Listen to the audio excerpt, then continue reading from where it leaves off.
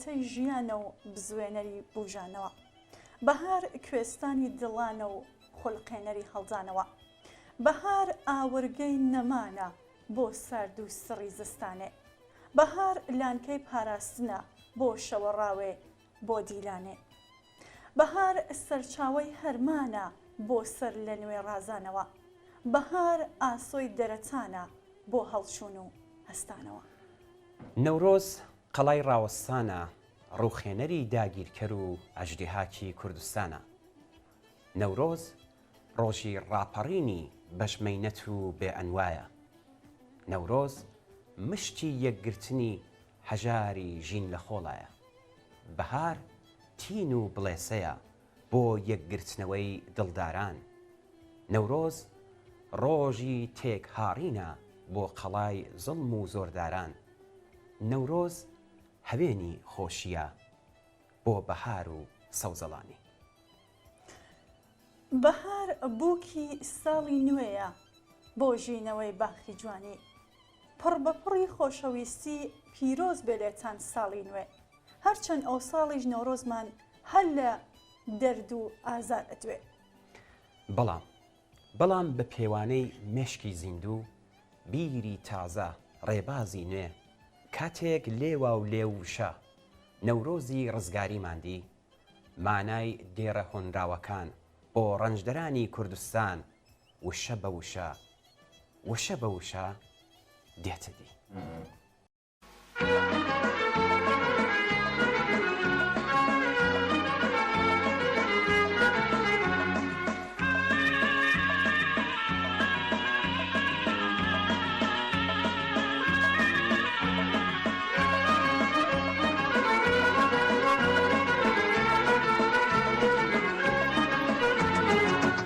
جشنی کوردستان جشنی نوروزه بچیشیا گردن وسم جشن پیروزه جشنی کوردستان جشنی نوروزه بچیشیا گردن وسم جشن پیروزه چاودی آگر هزیان ما باوری برزی کوردستان ما چاودی آگر هزیان ما باوری برزی کوردستان ما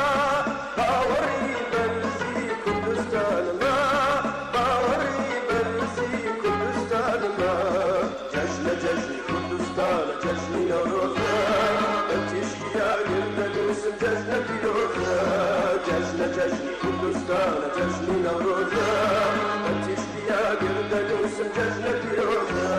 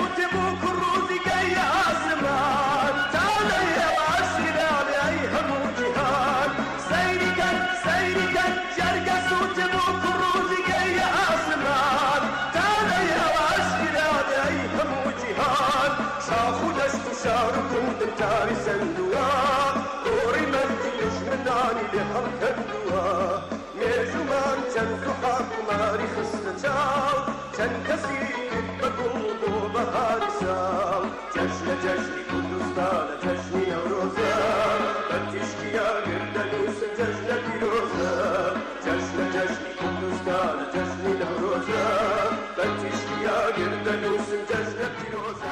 بینەرانی ئازیز سڵاوتان لەبێت لەگەڵ هاوکارانم لە خزمەتتانداین بە بەرنامەیەکی تایبەت بە بۆنەی نۆرۆز و هاتنی بەهار. بەهارە کۆتایی سەخڵەتی زستانە و سروشت ژیانێکی نوێ دەست پێ دەکات و هەوکات فەسڵێکی نوێ لە کار و تێکۆشان هێز پەیدا دەکات.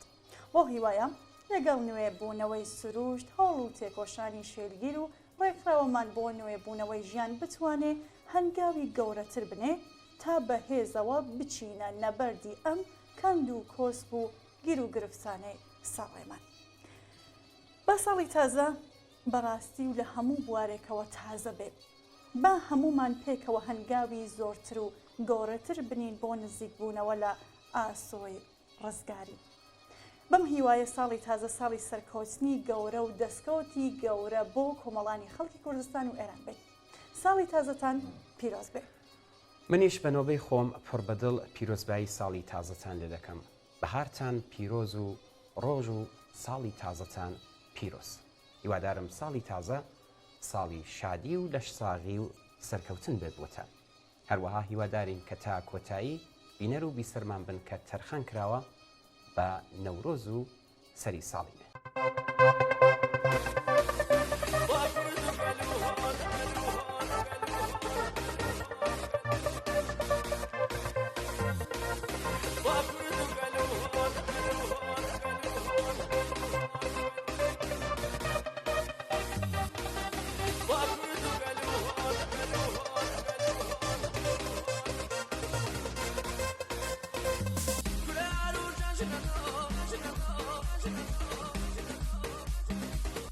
وصالي تازيا وأكرد قلوهون وصالي تازيا وأكرد قلوهون كل أرو جنجنا جنجين تابيروس كل أرو جنجنا جنجين تابيروس سجن أجموانو خاص بودقي بصوغ سجن أجموانو خاص بودقي بصوغ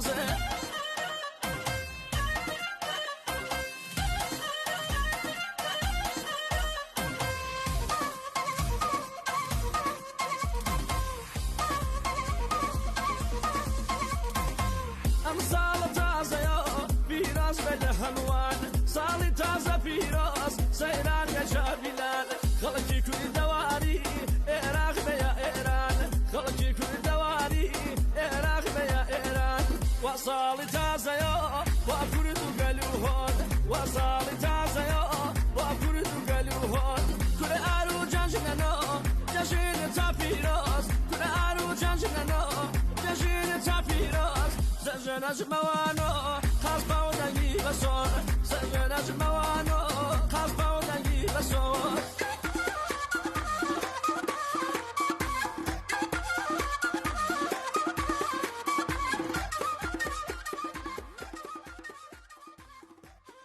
زۆر باشە چاوان ئێمە لەم بەشەدا ئەگەر بینەرانی ئازیزیش ئاگادار بکەین و هاوڕێیانیشمان لە ئۆتاق فەرمان دەقی پەیامی هاوڕێ ئیبراهیم عەلیزادە دەبێت ئەوەڵی کۆمەڵا بە بۆنەی نەورۆز و سەری ساڵی نوێ لە بەرنامەی ئەمە بینەراندا دووبارە بڵاو دەکرێتەوە. فەرموون بۆ بینینی. ساڵی تازەیە نەورۆزە هاتەوە جێژنێکی کۆنی کووردا بەخۆشی و بەهاتەوە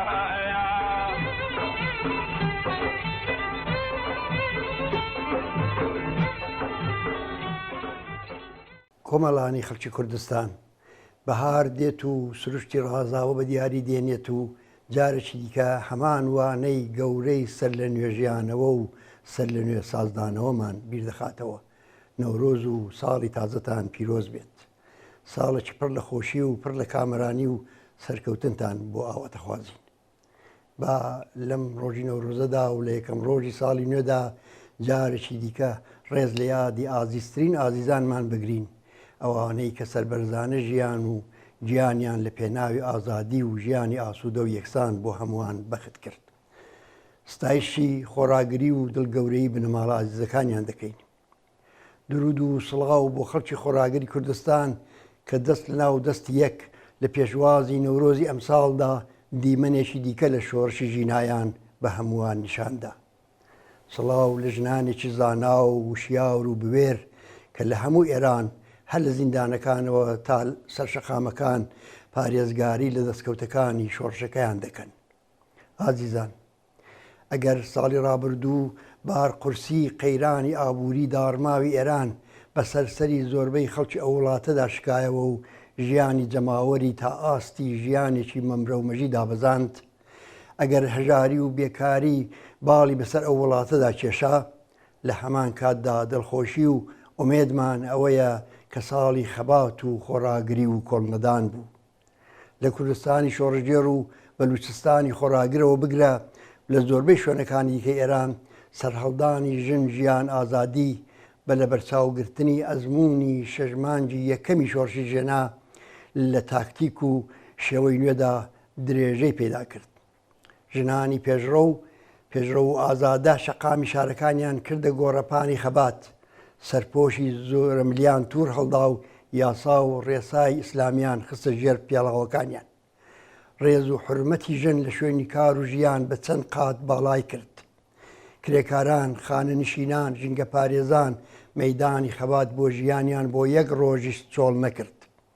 زیندانیانی سیاسی، دادخوازان، هونەرمەندان و نووسەرانی پێشڕە و سڵیان لە ئەشکەنجە و زیندان نەکرد، ڕاستەوخۆ چاویان بڕیە چاوی دوژمن و بە ئاشکرا بەرهەمی شۆڕژگەرانیان پێشکەش کرد. هاوکات جەماوەری خەڵک بەشداری شانۆگەری هەڵبژاردنیان نەکرد و هەمووی ئەوانە حرمەتی دروشمی ئازادیان پاراست. بەم جۆرە بوو کە بە لێبڕاویەوە دەتوانین بڵین شۆڕشی ژنجیان ئازادیان درێژە پێدا، کە بێگومان ئەوە دەبێتە توێشووی ڕێگای بەرەو سەرکەوتنی یەکزاری. ئازیزان، هەموو ئاماژەکان ئەوەمان پێ دەڵێ کە ئێرانی ژێردەسەڵاتی کۆماری ئیسلامی لە بەردەم گۆڕانکاریدایە. ڕژیم لە هەر لایەکەوە هەوڵ دەدات بەسەر قەیرانی سیاسی و حکوومەتیدا زاڵ بێ زیاتر لە زەلکاودا ڕۆدەچێ.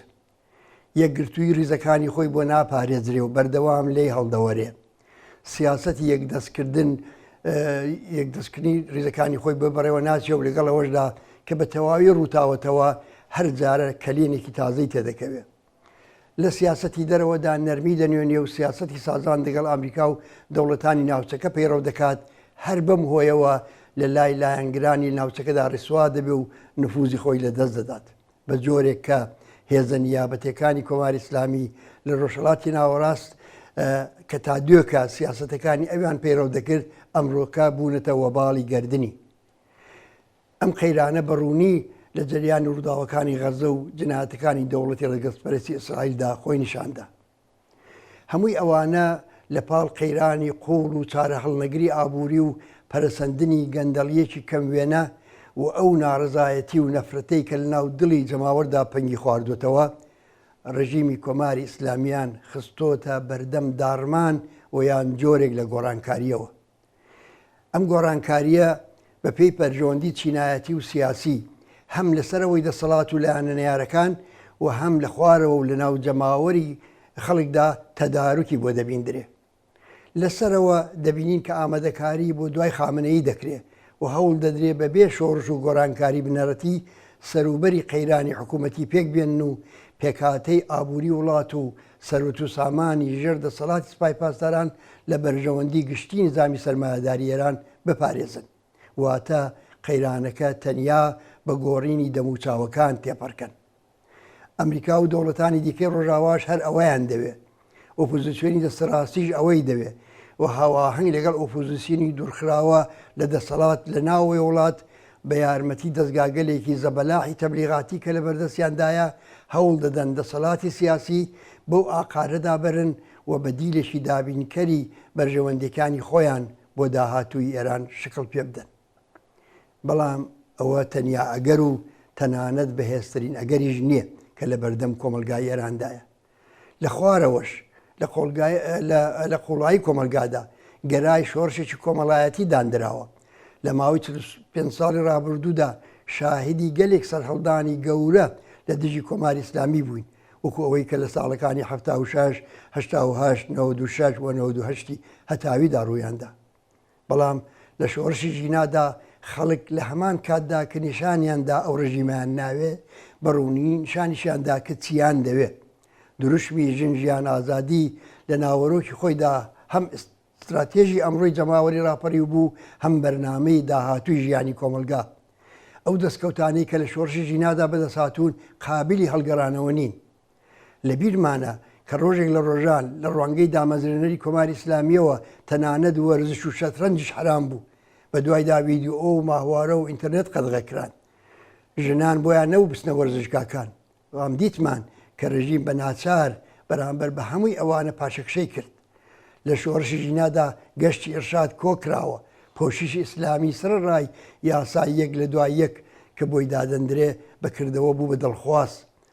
ڕاستەکە بە هەمووی ئەوانەشەوە ئەو ڕژیمە هێشتا هەر لەسەر کارە، بەڵام ئەو ڕاستیەش حاشا هەڵنەگرە کە بەرامبەر بە خەڵکو و بەرامبەر بە گۆڕانکاریەکاری زەمانە لە ناوەڕۆکدا شکستی خواردۆ و ڕەوتی پاشەکشەی ڕژیم تا ڕووخانی یەکجاری بەردەوامە. بەڵام ئازیزان، ئەزمموی 1.5 ساڵ شۆڕشی ژینا پێمان دەڵێ کە گرنگترین کەم و کۆری ئەو شۆڕشە نەبوون یا ورتر بڵین لاوازبوونی ڕێخستنی مەدەنیە لە هەموو بوارێکدا. هەر بۆیە هەنگاوی دوایی بۆ ئەوەی پێش بە بەدیری یەکەم کە لەسەرەوە ئاماژەی پێکرا بگیرێت ئەوەیە کە جەماوەری تێکۆشەر لە هەر شوێنێکەن، لە کارگا و کارخانە، لە مەدرسە و زانکۆ، لە گەڕەکی شار و گوندەکان بە هەر ژمارەیە کێمکانی هەیە بەو ڕێکخراوانەی کە ئێستا هەن پەیوەست بن یان ڕێکخراوگەلێکی پێشڕەوی خۆیان لە بوارەکانی کرێکاری، فەرهەنگی، وەرزشی، ژنان، خوێندکاران، ڕۆشنبیران، ژینگە پارێزان، معەلیمان، پەرستاران، پارێزەران، خانەنشینان، ماڵخوراوەکان و بێکاران پێک بهێن و لە پێناوی کردنیان بە ڕێکخراوگەلێکی بەرینی کۆمەڵایەتی و گرێدانیان بە یەکتر تێبکۆشن. لە ئێرانی ژێردەسەڵاتی ڕژیمی کۆماری ئیسلامیدا هەرچی دیاردەی دزیە و ناشیرنی نظامی سەرمایهداریە تونتر و تیشتر بەربینیان بە کۆمەڵی خەڵکی وڵاتە گرتووە. دژواریەکانی بەڕێچوونی ژیانی خەڵکی زەحمەتکێش و دەستەنگ کە لێنی قوڵی چینایەتی نێوان سەروەت و هەژاری، بێبەهرەبوونی جەماوەری خەڵک لە خزمەتگوزاریە سەرەتاییەکان، بێکاری و بێئاسۆیی لاوان، هەڵاواردن و ستەم، نەبوونی ئازادی و پێشێلکردنی سەرەتایەترین مافی دموکراتیکی خەڵک، پەرەسەندنی جۆرەها دیاردەی ناشرینی کۆمەڵایەتی، هەمووی ئەوانە دەستیان داوەتە دەستیەک و کۆماری ئیسلامیان کردووە بە یەکێک لە دزێوترین ڕژیمەکانی و سەردەمە. لەم ئێرانەدا ڕژیمێک لەسەر کارە کە ئاکار و کردەوەی سیاسەت و فەلسەفە و بیر و بۆچوونی هەمووی مایەی شەرمەزاری بەشەریەتی سەردەمی ئەمن. هەلومەرجی سیاسی و کۆمەڵایەتی ئەمڕۆ ئێران ئەوەمان پێ دەڵێ کە لەلایەکەوە ئەو دۆخە قابلی تەحمل نییە و لایەکی دیکەشەوە بۆ گۆڕانکاری جدی لە داهاتوو ئێران خەڵکی ئەو وڵاتە ناتوانن بە هیچ هێزێک جگە لە هێزی خۆیان پشت ببەستن. جەماوەری خەڵکی کوردستان و ئێران لە خەبات دژ بە کۆنەپەرستی ڕژیمی ئیسلامیدا هەزینەیەکی قورسیان داوە. حکوومەتی ئیسلامی بە شوێن قەتڵ و عام بە شوێن قەتڵی حکوومەتی ژینادا زیاتر لە 600 کەسی لە زیندانەکان و لەسەر شەقامەکان کوشتووە تا بڵێسەکانی شۆڕشێک کە بە کوژرانی ژینای لاو داگیرسابوو کەم بکاتەوە. بە هەزاران کەسی بە تەقەی ڕاستەوخۆ بریندار کرد و دەیان هەزار کەسیشی خستە گۆشەی زیندانەکانەوە. حکوومەتی ئیسلامی دەبێ وەڵام دەرەوەی سەردەمە و جنایەتانە بێت کە بۆ داسەپاندنی چەسانەوەی بێسنوور، ستەمی نەتەوایەتی، ستەمی مەذهەبی، دواکەوتو ڕاگررتنی بە ئانقەسی ئابووری کوردستان کردوویەتی. جەماوەری خەڵکی تینووی ئازادی لە ئێران لە 100 سەدەی ڕابردوودا لەگەڵ ئیستیبدادی سەڵتەنەتی و کۆنەپەرستی مەذهەبی دەسەویەخە بوون. بێگومان لە درێژە و لە ئاکامی خەباتی ئەمڕۆیاندا نظامێک بنیاد دەنێن کە تێیدا ئیعدام و شکنجە ئاسەواری نابێت، زیندانی سیاسی بوونی نابێت، پێشێلکرانی مافەکانی خەڵکو و ئەوانەی ئازادیە سیاسیەکان زەوت دەکەن محاکەمە و ناچار بە وەڵامدانەوە دەکرێن. گەلێک لەوەش زیاتر دابینکردنی ژیانی شایستەی ئینسان لە ئێرانێکدا کە لە دەریایەک لە سەروەتی ژێرزەوی و میلیۆنها ئینسانی ئامادە بەکار بەهرەمەندە ئاوات و بەرنامەیەکی خەیاڵی نییە، دەبێ بنەمای دەسەڵاتی داهاتوو بێت. چونکە ئەوڕۆ ئێمە لە سەردەمێکدا دەژین کە هێزی دەست و بازوو بیر و مشکی ئینسانی داهێنەر و خوڵقێنەر ئەو جیهانەی لێواولێوی بەرهەمی نوێ و لێواولێوی سەروەت و ئیمکاناتی ئاسوودە بۆ ژیان کردووە. بەڵام خوڵقێنەرانی ئەو سەروەت و نیعمەتە لە بەرهەمی ڕنج و کاری خۆیان لە سەرەتاییترین ئیمکانات و مافی ژیانی ئینسانی بێبەش و بێگانن. ئەو هێزە لە من نەهاتووە و ئەو سەرزەوی و ژێرزەویە بە بەرهەمە ئەگەر بە یەکەوە بکەونە کار بێگومان هەموو پێداویستیەکانی ژیانش ئاسوودە و یەکسان و بەختەوەرانە بۆ دانیشتوانی ئەو وڵاتە دابین دەبێت. ئەوەیە ئەو بەدیلەی کە بۆ بەدیهێنانی پێویستە خۆمان لە هەموو ڕوویەکەوە تیارکەین و ئاسۆی وەدیهێنانی ڕوونە بۆ هیوایەی کە ساڵی داهاتوو ساڵی گۆڕانکاری و تێپەڕبوونی شۆڕژێرانە لە حکوومەتی ئیسلامی ئێران و سەرەتای گەیشتن بەوەها کۆمەلگایەک بێت. نەورۆستان پیرۆز. ئامڕۆژی ساڵی تازەیە نەورۆزە هاتەوە جێژنێکی کوانی کووردا بەخۆشی و بەهاتەوە.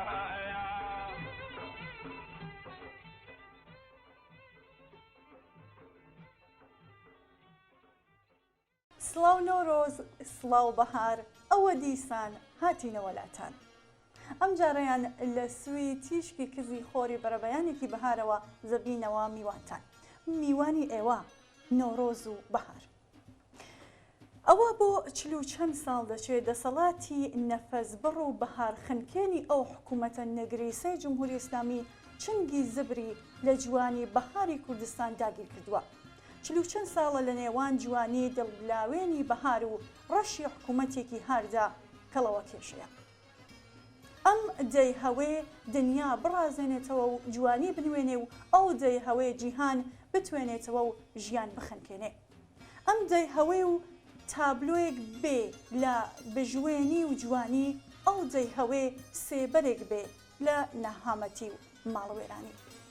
ئەم دەی هەوێ زایڵەی موسیقای ژین بێ، ئەو دەی هەوێ هەرەسی ڕووخاندن و داتەپین بێ. چلو چەند ساڵە نەورۆز و بەهاری کوردستان لە هەر چوار لاوە بەردەوام هێرشی دەکرێتە سەر. هێرشی ڕووشاندن، ڕووخاندن، بەزاندن و لەبەر چاوان زڕاندن. چلو چەند ساڵە نەورۆز و بەهاری کوردستان لە دژی ئەو هێرشانە ڕاوەستاوە، هەدای نەداوە، هەر بە پێوەیە و نەڕووخاوە. با دەسەڵاتدارانی خوێن ڕێژ دارستانەکان بسووتێنن، خەزەڵەکان هەڵوەرێنن، ئاژەڵەکان بتارێنن، زیندووەرەکان بترسێنن. مەحاڵە مەحاڵ نەورۆز و بەهاری ئەم وڵاتە دیسانەوەش سەر لە نوێ دەبوژێتەوە، تێڵ دەچێتەوە و سروشتی کوردستان دەخەمڵێتەوە. مەحاڵە مەحاڵ نەورۆز و بەهاری ئەم وڵاتە دیسانەوەش ژیان لە بەردڵان و لە پێش چاوان شیرینتر دەکات. کۆمەڵانی ڕاوەستا و خەباتکاری کوردستان سەر لە نوێ و بە هەزاران جاری تر نەورۆستان پڕ بەدڵ لێ پیرۆز بێت. زستان هەرچەند درێژتر و بەفر، هەرچەند قڕتینتر و سەرما و سەهۆڵ قڕتینتر بێ، بەهار هەردێ بەهارێکی گەلێ جوانتر لە بەهارانی ڕابردوو، بەهارێ دێ کە ژین دەدا بە دەماری لەشی مردوو. بەهار و نۆرۆزی ژینە. دەزانن هەموو نۆرۆز و بەهارێک نێرگز و وەنۆشە و چنوور و گەزیزە و گوڵاڵە سوورەکان بە شنەی شەماڵ لە خاک سەر دەردێنن. زمانیان دەکرێتەوە و گۆرانی بۆ سروش دەڵێن. ئەگەر دەمە و بەهار کاتێک گوڵ دەپشکوێ، چرپە و ورتە و گۆرانی گوڵانتان نەبیستووە. بچن لە بولبول و قومری وە سەیرە پرسن کە چۆن گوڵەکان نەرمونیان و ئارام، گۆرانی و شەعر و سرود لەگەڵ شنەی شەماڵ بە گوێیاندا دەچرپێنن. بەهاری ئەم ساڵمان سوور و خوێناویە، بەهاری شۆڕشی ژەنجیان ئازادیە. گوڵاڵە سوورەکان بە دەنگێکی ڕەساتر و کراوەتر بە گوێی بولبول و مەلا دەنگخۆشەکاندا دەچرپێنن. ئەوانیش پڕ بە گەروی بچکۆلەیان لە ناو دەشت و دۆڵ و باخە دەچریکێنن. موژدەی بەهاری ژینا بە گوێماندا دەچرپێنن. مزگێنی بوژانەوە و ڕازانەوەی سروش دێنن. مرۆڤ شەیدا و ئاشقی ئەم بەهارە نوێ دەکەن. پێمان دەڵێن مرۆڤینە دەبێت سەربەستی و خۆشەویستی و جوانی لە بەهار و سروشتەوە فێربین، چۆن هەرچیمان هەیە هی سروشتە، دەبا لەگەڵ خۆماندا سروشتی بژین. نەورۆز و بەهاری ژن ژیان ئازادیتان لێ پیرۆز بێت.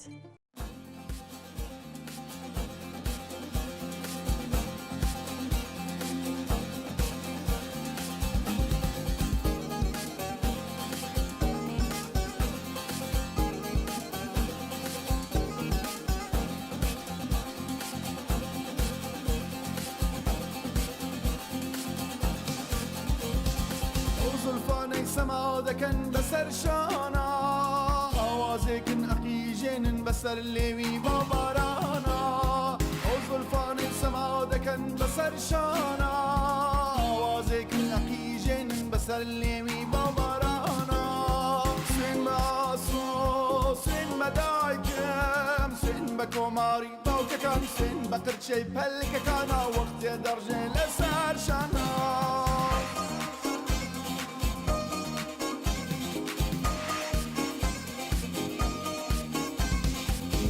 مەزروی کۆڵانەکان چاوەڕوانی شەقامەکان بۆ ژنجیان بۆ ئازادی بۆ دوا ڕۆژێک پڕ لە شادی بۆ ژنجیان بۆ ئازادی بۆ دوا ڕۆژێک پڕ لە شادی بۆ هیواکان ئاواتەکان بۆ زانیاری خەباتەکان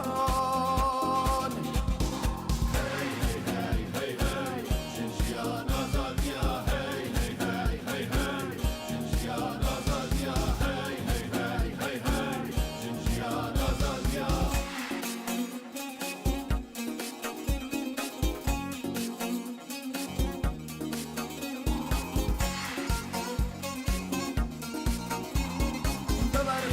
بەسەر هەڵدان ئازایی بە تێکۆشان بۆ ژنجیان گیان ئێمە خەڵاتێکە بۆ وڵاتمان بۆ ئازادی سوێنمان بەژن سوێن بە ژیان ئەمە لوتکەی سەربەرزیە ئازادیە ئازادیە ئازادیە ئازادی ئازادی ئازادی سوێنمان بەژن سوێن بە ژیان ئەمە لوتکەی سەربەرزیە ئازادیە ئازادیە ئازادیە ئازادی ئازادی ئازادی ئازادی ئازادی ئازادی ئازادی ئازادی ئازادی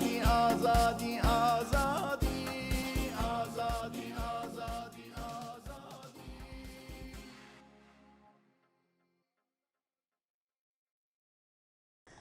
ساڵی ڕابردوویش لە ڕێگا پەیوانمان بەرەو لووتکەی ڕزگاری لە ستەم و نابەرابەری و بێمافی بەداخەوە ژمارەیەکی تر هاوڕێ ئازیزمان کەسانێک کە بەختەوەری ئینسان ئامانجیان بوو گیانیان بەخت کرد.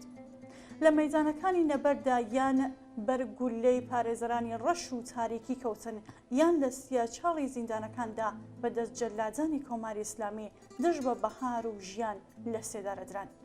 با پێکەوە جارێکی تر هاوکات لەگەڵ هاتنی بەهار یادیان بەرز و پیرۆز ڕاگرین و سڵاو و درود بنێرین بۆ فیداکاریەکانیان و ئەو بەڵێنەیان لەگەڵ تازەکەینەوە کە ئەگەرچی نەبوونیان خەسارە بەڵام یادیان و بیرەوەریەکانیان لە فیداکاری و ڕاوەستان چرای ڕێگامانە تا گەیشتن بە ئاواتەکانیان. ئاواتی بەدیهاتنی کۆمەڵگایەک دوور لە ستەم و نابەرابەری و بێمافی. یادی ئازیزیان پیرۆز بێ.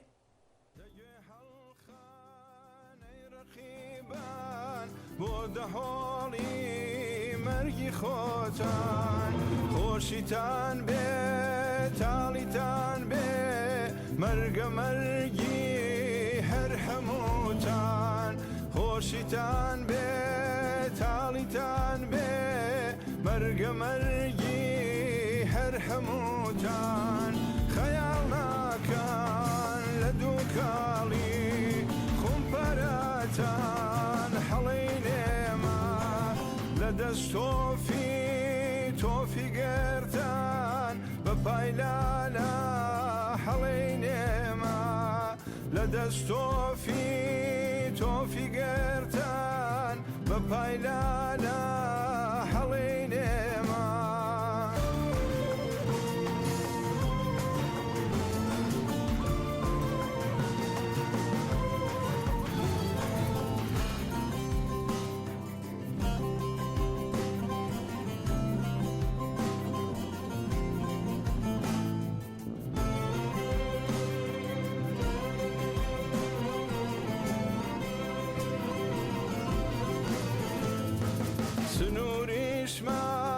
بخالوشکە بەردێ لە شاغ جێنەهێڵین هەلو پۆمان بەخێن بگرێن ڕەزێ لە شاغ جێنەهێڵین هەلو پۆمان بەخێن بگرێن ڕەزێ لە شاغ جێنەهێڵین ئەوە ئێماین پێلاگەن نیشتمانمان لە کۆشدایە لە نێو شاختەی بەوری شەودا ڕۆژی خاکمان لە سنگدایە لە نێو شاختەی بەوری شەودا ڕۆژی خاکمان لە سنگدایە. ئازیزان لێرەوە سڵاو درودی بێ پایانی خۆمان پێشکەش بە بنەماڵەی سەربەرزی هاوڕانی گیانبەخت کردومان دەکەین بە خۆراگری ئەوان افتخار دەکەین و ئەم خۆراگریە دەکەین بەوانە بۆ درێژەی ڕێگامان ڕێگایە کە جگەرگۆشەکانی ئەوان گیانیان لە پێناویدا بەخت کرد. بنەماڵی سەربەرزی هاوڕانی گیانبەخت کرد و دایکان باوکان خوشک و براکان خزم و کەس و کاری هاوڕانی گیانبەخت کردو. ئازیزانی گیانبەخت کرد و قارەمانانی ئێمن و ئەوان ڕێگایان پێنیشانداین. ئەوان هەمیشە چاویان لە ئاسۆی سەرکەوتن بوو بۆیە ئێمە ئەو ئاسۆیەمان لەبەر چاوە کە نیشانیان داوین. ئەم ساڵ بە هاتنی بەهار و ساڵی تازە بۆ پەیوانی ڕێگایی کە نیشانیان داوین ئەژنۆی غەم و ماتەمێنێک کە لە باوەش ناگرین و کە دوژمنانمان پێشاد بن. لە پێچەوانە هاتنی بەهار و بوژانەوەی سروشت دەکەینە بۆنەیەک بۆ هەنگاوی زۆرتر بەرەو هەمان ئاسۆ کە هاوڕێیانی گیانبەخت کردومان گیانیان بۆ فیدا کرد. ئێمە و هەموو خەڵکی کوردستان لە ڕۆژەکانی نەورۆزی ئەم ساڵدا وەکو هەموو ڕۆژانی ساڵ لەگەڵتانین. لەگەڵ ئێوە بە پاڵپشتی ئێوە هەنگاوەکانی داهاتوومان دیاری دەکەین. خۆمانی بۆ ڕێک دەخەین بەڕێخستنمان خۆمان بەهێز دەکەین. ئازیزان ئەمڕۆ بە هاتنی بەهار بەهاری سەرکەوتنمان پتر لە هەر کاتێکی تری لێ دیارە. ئەگەرچی هێشتا ماوە تا بە ئاسۆ بگەین بەڵام ڕێگامان بڕیوە و دژمن زۆرتر لە هەر کاتێکی دەسەڵاتی کسر و لاواسرە. ئەمساڵ بە هاتنی بەهار و بوژانەوەی سروشت بۆ هەنگاوەکانی دوایمان بۆ درێژەی ڕێگامان بە ئاڵای سوور و گوڵی سوور جەژنمان گرت و جەژن دەگرین. نیشانماندا و نیشانی ئەدەین کە ئاوات و ئارەزووی هاوڕێیانی گیانبەخت کردومان هێزمان پێئەدات تا ڕێگایان درێژە بدەین. جارێکی تر یاد و بیرەوەری سەرجەم ئازیزانی گیانبەخت کردووی کە لە ماوەی 44 ساڵ حکوومەتی جەنایەتکاری ئیسلامیدایە ڕێز دەکەین. جەژنتان جەژنی هەنگاونان بەرەو ئاسۆی ڕزگاری پیرۆز بێ.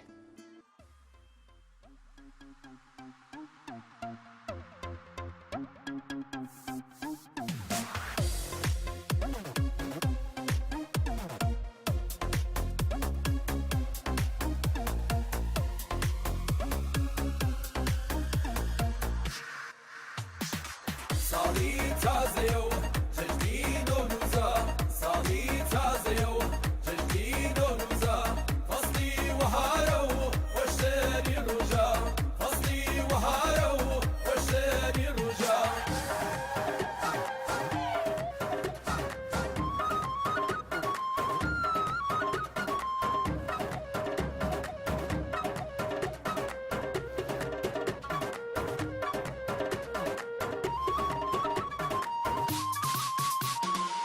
مبارك بودن بزمي شادية مبارك بودن بزمي شادية بزمي هالفركو دنا زادية بزمي هالفركو دنا زادية صالي تازيو جدي نوروزا صالي تازيو جدي نوروزا فصلي وهارو وشتري رجا فصلي وهارو وشتري رجا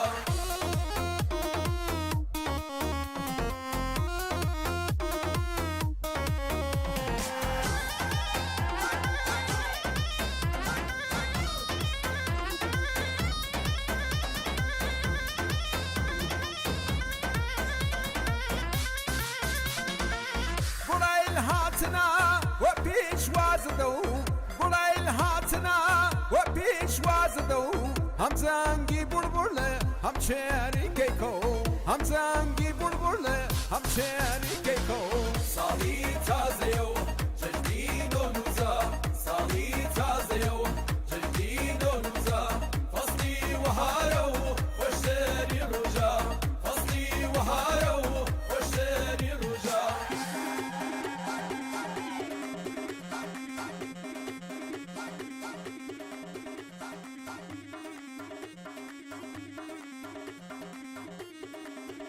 ڕۆژ لە ئاسووی سوور شەو قەداتەوە ئەڵێ ئەمساڵیش نۆرۆز هاتەوە سروش سەرپاکی جوانی ئەنوێنێ وەک بووکی ڕازا و خۆی ئەخەمڕێنێ دەشت و کوێستان و لووتکەی بەرزی کێو بزەی بەهاریان کەوتووەتە سەر لێو بەفری چواوەی سەرشاخی تەمبار ئەبێ بە فرمێسک چۆڕچۆڕ دێتە خوار هاژەی شەتاوی بن کوێستانی بەرز گابرد ئەتلێنێ کەش دێنێتە لەرز کیژی دارستان لە شایی چەمە بە موسیقای ئاو دێنەوە سەما باخ و ڕەزی شاخ یان مێرگ و چیمەن خشتی ڕازاوی بژوێنی دیمەن سەوزایی دەشت و زنجیرەی کوێستان تاریف ناکرێ جوانی کوردستان کەوی دڵداری ئازادی و جوانی دەرونی کەیلی سۆزی گۆرانی بەری حەسرەتی دڵ ئەکاتەوە بانگی پڕاپڕ دەنگ ئەداتەوە لەسەر قەندیل و شاهۆ و نەکەڕۆز ئەڵێ گەلی کورد نەورۆزتان پیرۆز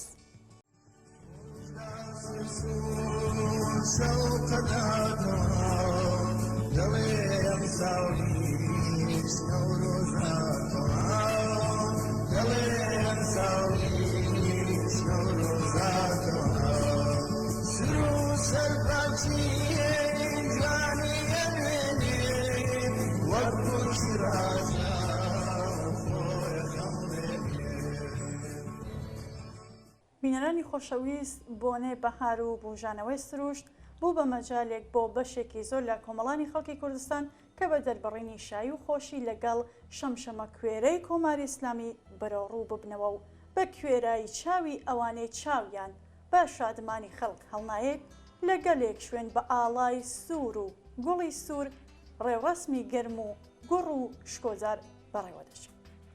ڕژیمی جمهوری ئیسلامی لە ساڵانی ڕابردوودا گەلێک هەوڵیدا بۆ ئەوەی کە پێش بە جەژن و شایی و خۆشی دەربڕینی خەڵک بگرێت گەلێک هەوڵیدا بزە لەسەر لێوان بسڕێتەوە گەلێک هەوڵیدا فەرهەنگی ئازیەتباری و شیوەن و گریان لە ڕێگای ڕێوڕسمی مەسهەبیەوە ببێت یان لە ڕێگای سووتاندنی جەرگی دایکان و باوکان لەو کۆمەڵگایەدا کات بە شێوەی ئاسایی ژیان بەڵام جگە لە شکست و داماوی هیچی بۆ نەمایەوە دیمەنی جوان و شکۆداری ڕێوڕسمەکانی نۆرۆزی ئەمساڵ نیشان ئەدات کە خەڵک لە هەر بۆنەیەک بۆ مقاومەت بەرامبەر بە فەرهەنگ و یاساگەلێک کە کۆماری ئیسلامی پشتیوان و پێدەری بێت کەڵک وەردەگرن و ئیرادەی خۆیان تیادا نیشان دەدەن.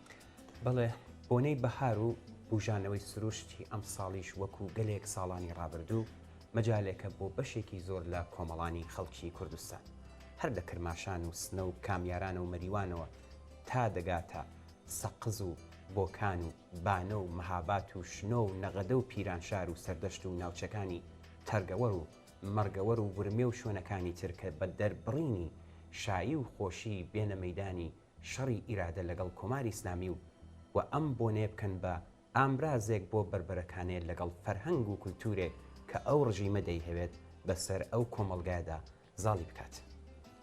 هەروەک تۆ چاوان باست کرد بە کوێرایی چاوی ئەوانی کە چاویان بە شادمانی خەڵک هەڵنایەت لەگەلێک شوێن بە ئاڵای سوور و گوڵی سوور وەک ڕەمزی هەستانەوە ڕێوڕسمی گەرم و گڕوش کۆدار لە شارەکانی کوردستان بەڕێوەچوو.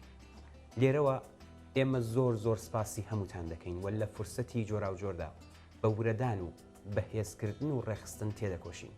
بێگومان ڕێوڕسمەکانی نەورۆزی ئەمساڵ لە ناوەڕۆکدا نێونەرایەتی شایی و خۆشی و هەروەها مقاومەت و نەبەردێکی فەرهەنگی خەڵکی شۆڕشگێڕی کوردستان لەگەڵ ڕژیمی ئیسلامی دەکەن. نەورۆز و سەری ساڵیتان لێ پیرۆز بێت بە هیوای ساڵێکی سەرکەوتن بەسەر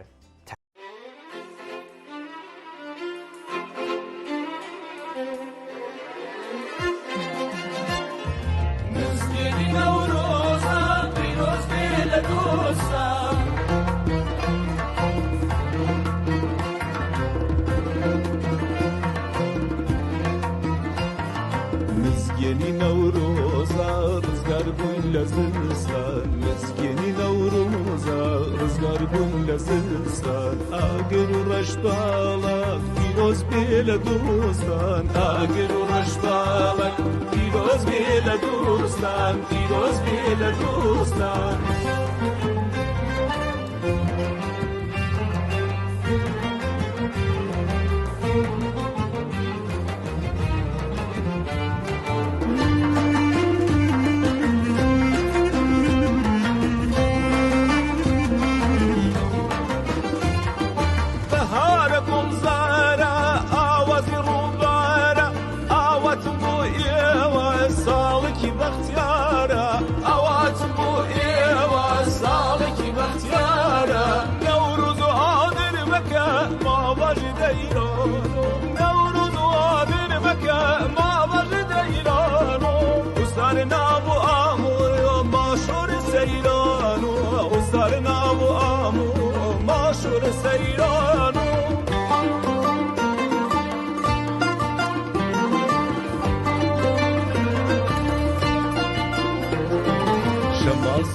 كايدن نشوى جنايدن خناي من عوض كلشا خامل جيان بايدن نوروز نوروزا روجي تازا صوفي تازا أمرك نوروزا بيروزا بيروزا بيري تازا دنجي تازا لاهم بيروزا هتاري متاري هتاري متاري برشا من سوزي دياري من برشا من السوزي ياري من بداري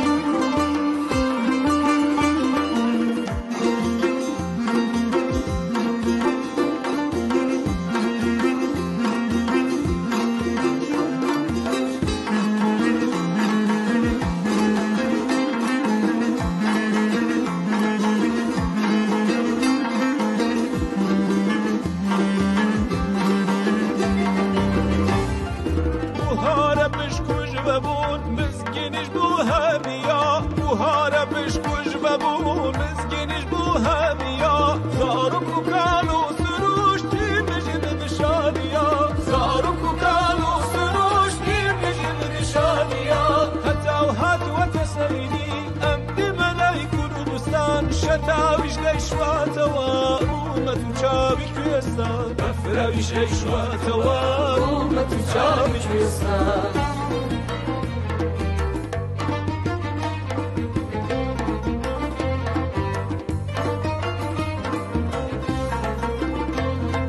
رنگین مربوطی من سور و زرد و سوزشی خنجوینا ام سرشتا بسر ویشنایی شاهو بلوى نورني باوشش برد نرقص شمود الوجي ويتا خمينا بينا هرقص نوروز نوروزا روجي تازا صوزي تازا أمرك نوروزا بيروزا بيروزا بيري تازا دنجي تازا لاهم بيروزا ملاتي ملاتي ملاتي ملاتي همي بيجياني خوشید بداتی امی بیجیانی دل خوشید بداتی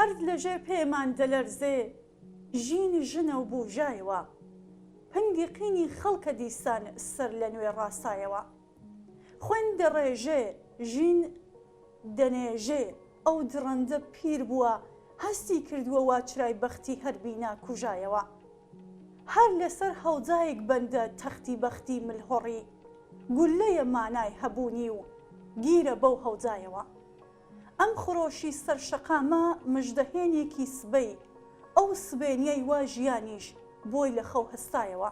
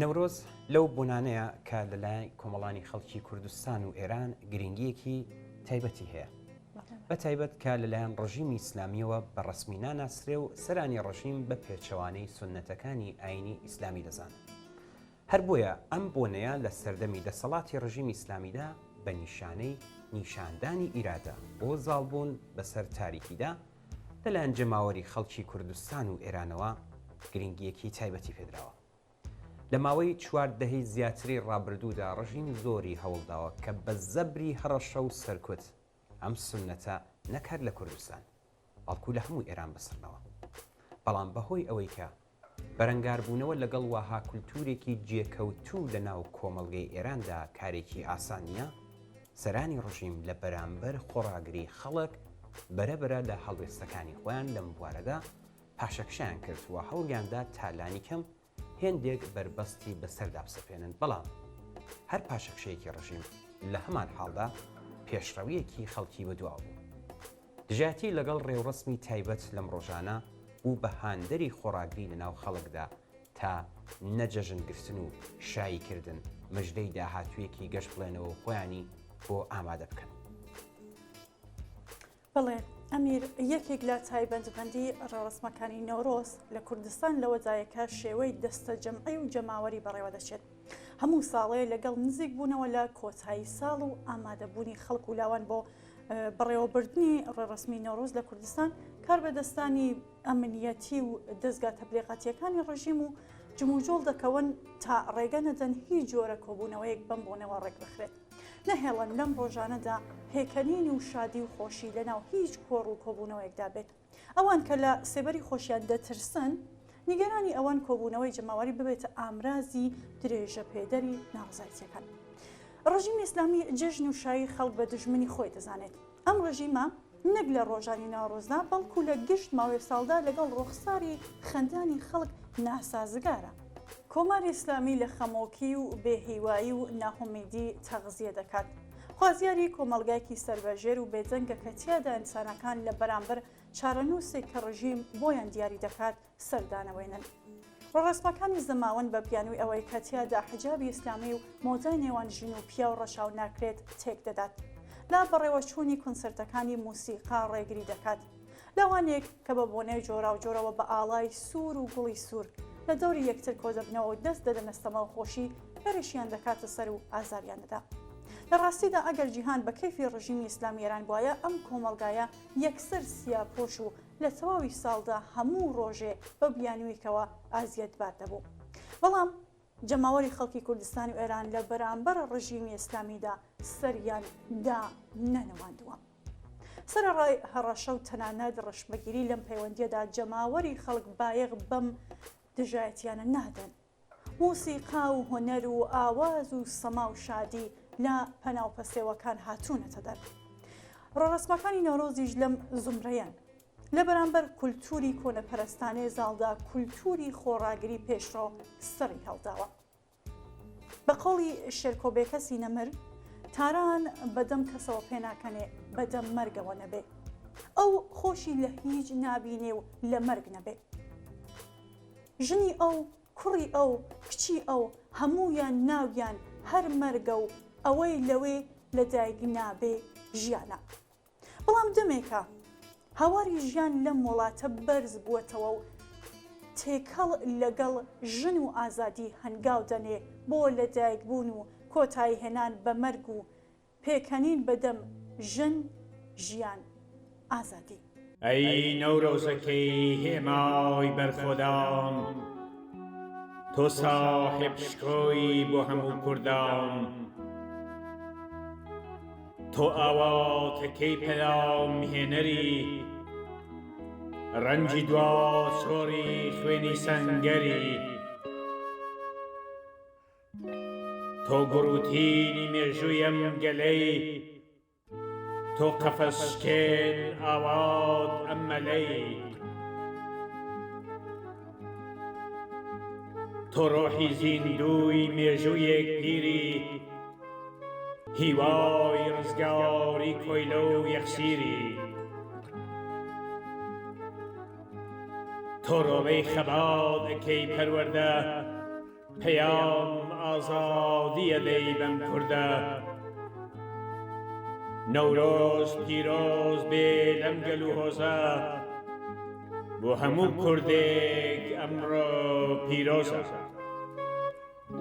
بەهار و کوردەواری خەمڕەوێنە کە ژوولایە پاڵون واڵایە دڵڕفێنە بەسر وایە گوڵ هەموو خایەم لیوە ئەمڕۆ بەهاری من ئەتۆی شاوان هەڵێنە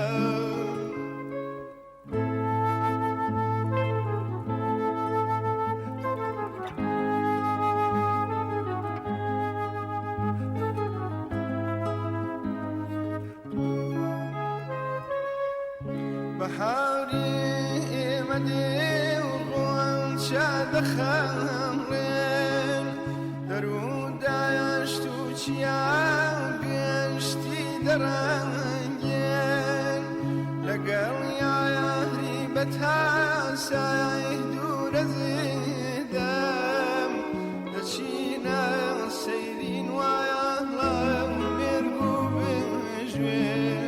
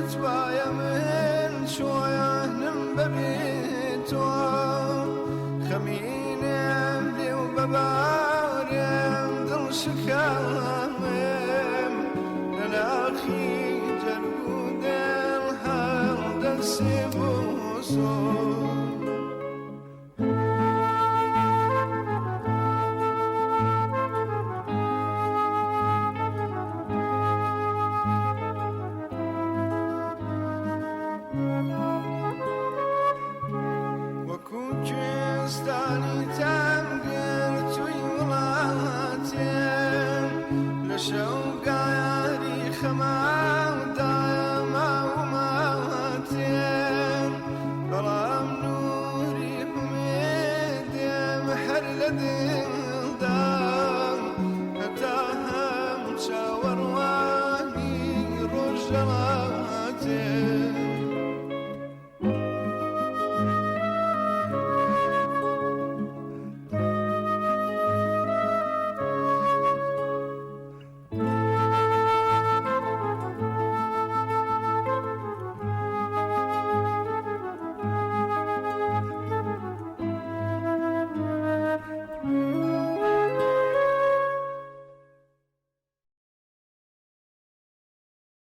ئەی هەڵگری ئەوینی پاک گوێ بگرە بۆ هەناسەی خاک وەک پەنجەرەی واڵاکراو دڵ بسپێرە بە خۆرەتاو بە گوڵ پشکوێدار ئەرخەوان گەشتا گرساوە دارستان نەورۆزە کڵپەی لێت دەوێ هەتا ڕووناکی سەرکەوێ دەنێو بڵێ سەدا ماوی بەبێ ئاگر تۆ گومناوی ئەی بەژنی بەرز ئەی سپی دار ئەی قامەتی سەوزی بەهار بەسەر چوو وەرزی دابڕان وەرزی کۆچی باڵندەکان لەگەڵ گەزیزە دێنەوە نەغمەی ئەوین دەڵێنەوە نەورۆزە گۆرانی دەوێ هەتا خەمی خاک بڕەوێ لە هاواری خۆتدا ماوی بەبێ هاوار تۆ گومناوی هەڵبەستێکی جوان لە کاک ناسر حیسامیتان بیست يخدى بحر بخير خوشا يقول ريحانا يخدى بحر بخير جوانا يقول ريحانا تمشى شوستر خالقا عالباري ولو شوستنا تمشى شوستنا خالقا عالباري ولو شوستنا مجدب بینەرانی عزیز هەڵپەڕکی و ڕەشبەڵەکی نەورۆزی نمونەیەکی زیندوی مقاومەتە بەرامبەر کولتوری کۆماری ئیسلامی.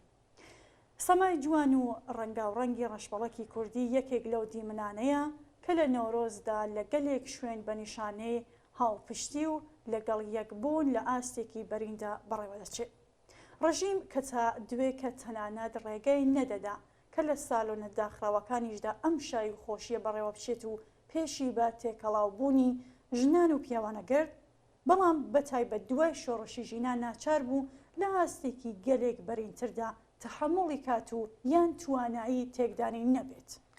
بەڵێ ڕەشبەڵەک سەمایەکی کوردیە کە تێدا ژن و پیاو دەست لە ناو دەستی یەک هەڵدەپەڕن و جەژن و بۆ نەخۆشیەکانی خۆیانی پێدەڕازێنەوە. شێوەی بەڕێوەبردنی ڕێوڕسمەکان زەماوەند بێت یان نەورۆز یان سێنزدە بەدەر یان هەر بۆنەیەکی دیکە بەردەوام یەکێک لە دیاردەکانی مقاومەت بووە بەرامبەر بە یاسا و ڕێسای ڕژیمی کۆنەپارێزی کۆماری ئیسلامی لە ئێران.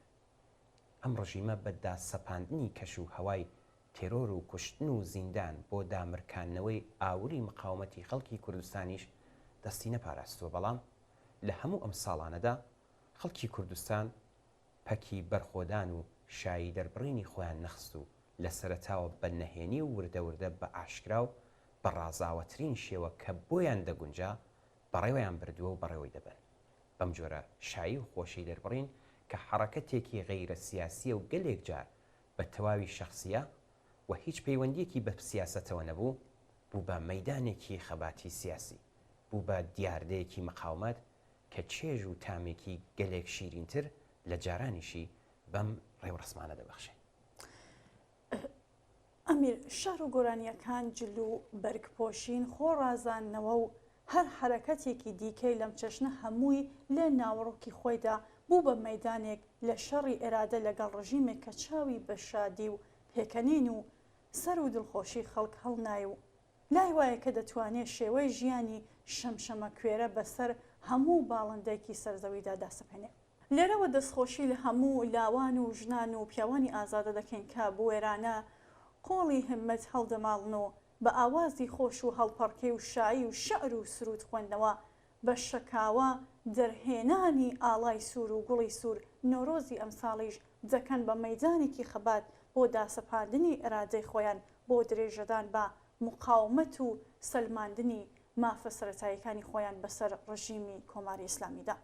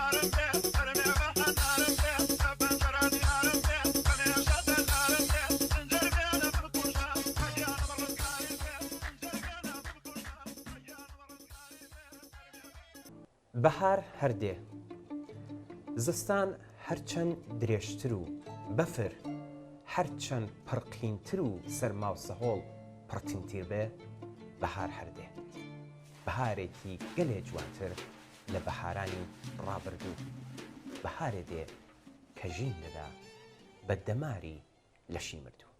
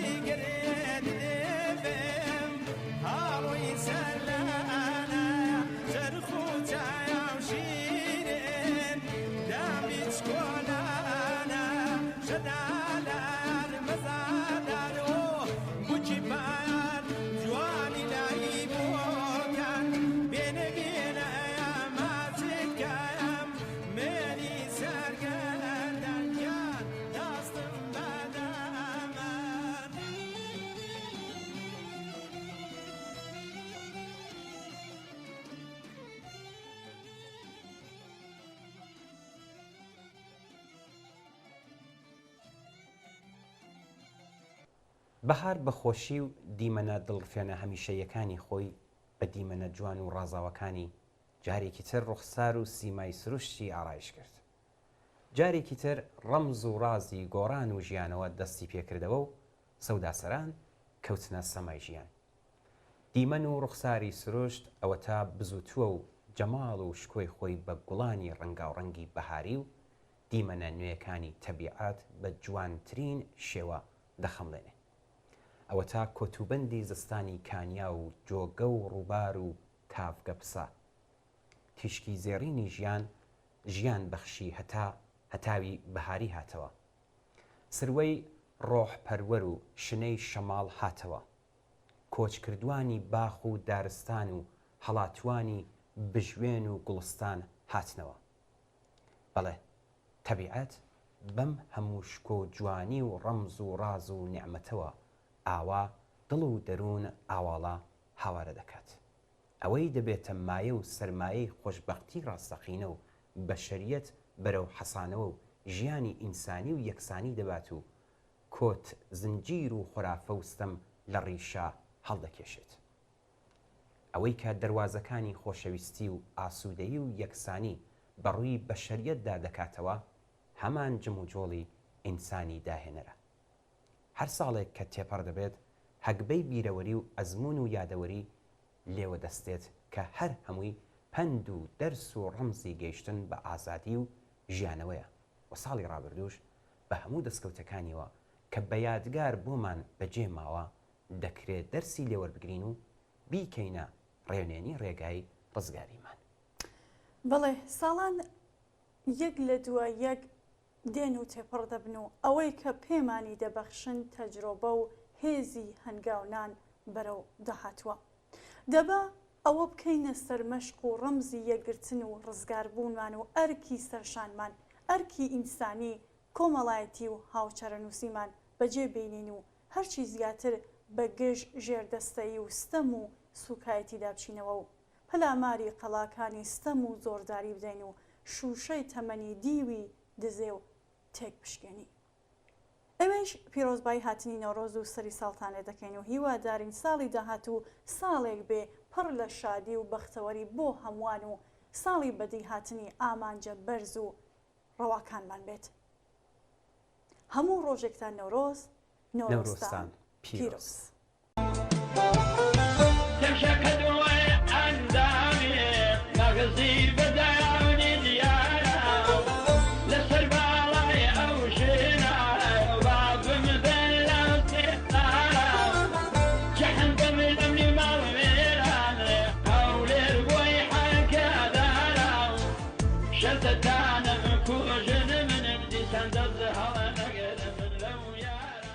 بەهار بەهار ئەتری نزیکبوونەوەی بە بەرۆکی گوڵەباخی باخچەکەمدا پڕژاندووە.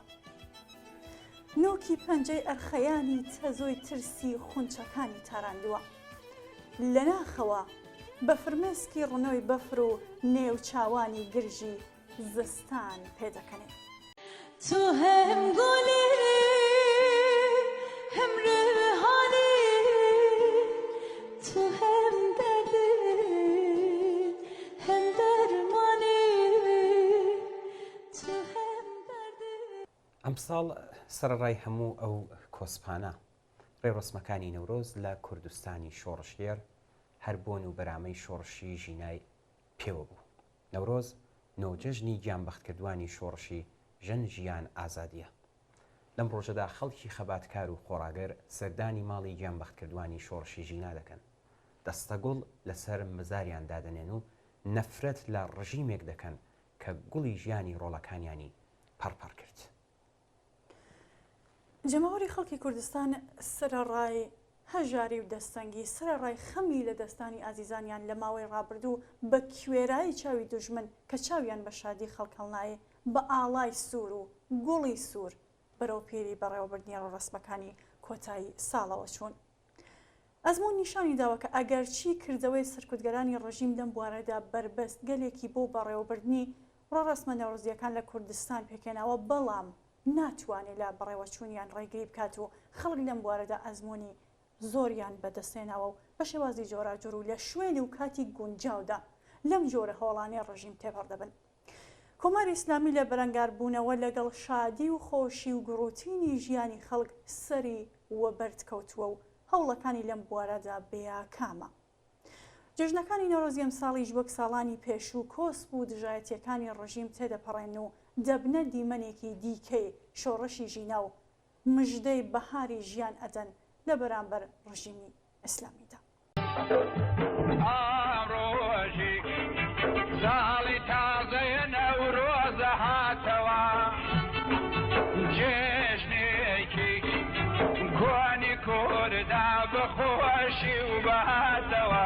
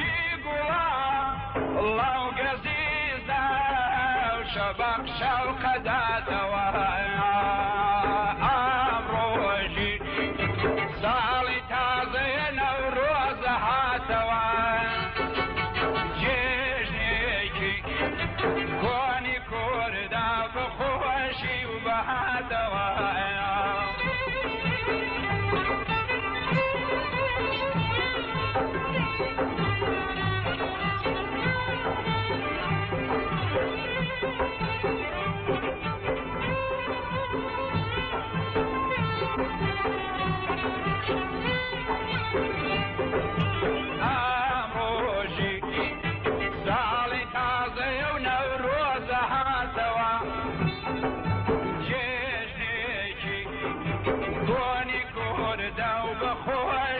بهاتەوە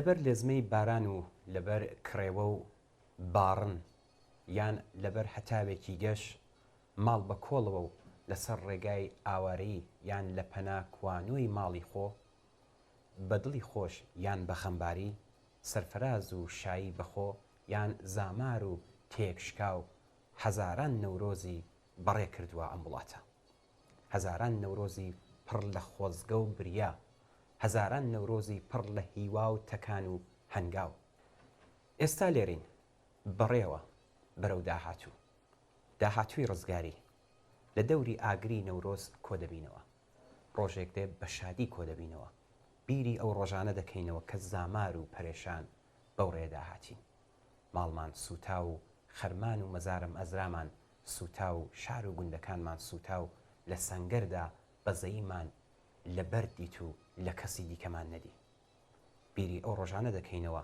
لە نێو قریوەی شادیدا لە هەرای شادیەکی گەورەی بێبڕانەوەدا هاوار دەکەین ئەوە ئەو ڕۆژەیە لە پێناویدا ڕێگای دەژوارمان بڕی دەڵێن سەرنجام ئەوە تا سەرکەوتین ئەوە تا ڕزگاری دەڵێن سەرنجام گەیشتین نەورۆستان پیرۆز بێ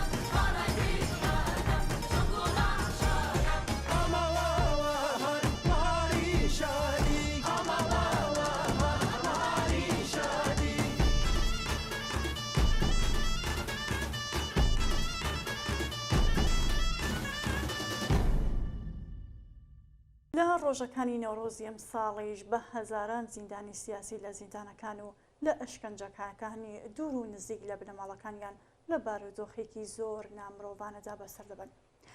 ئەرکی هەر ئینسانێکی شەریف و ئازادیخواز و هەر ناوەندێکی جەماوەری گروپێکی کۆمەڵایەتیە کە بنەماڵەیەکیان بەخت کردووان و زیندانیانی سیاسی بەتەنیا نەهێڵنەوە. بەتایبەت لە مەراسمەکانی نۆرۆزیدا یاد و ناوی ئازیزانی گیان بەخسکردووان بەرز و بەڕێز ڕابگرن. شەپۆلی دادخوازی بنەماڵەکان لە کوردستان و لە هەموو ئێران ڕووی لە گەشەیە. حکوومەتی ئیسلامی و حاکمانی جنایەتکاری دەبێ وەڵام دەرەوەی سەرجەمی عەدامەکان، قەتڵەکان، تیرۆرەکان، بۆمباران و موشەکبارانەکان بن.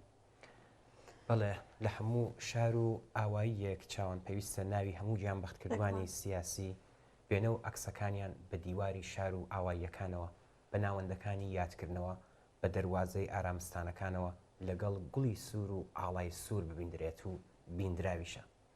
پێویستە بنەماڵەی ئازاردیتووی گیان بەختکردوانی سیاسی پشتیوانی معنەوی و ئەگەر لازمیش بێت یارمەتی ماڵی بکرێن. خەڵکی کوردستان و ئێران بۆ خەبات دەست بە کۆنەپەرستی ئیسلامی هەزینێکی قورسیان داوە. حکوومەتی ئیسلامی دەبێت وەڵامدەرەوەی سەرجەم ئەو جنایەتە بێت کە بۆ داسەپاندنی ستەمی نەتەوایەتی، ستەمی چینایەتی، دواکەوت و ڕاگررتنی بانقەستیابووری کوردستان کردوونی بێت.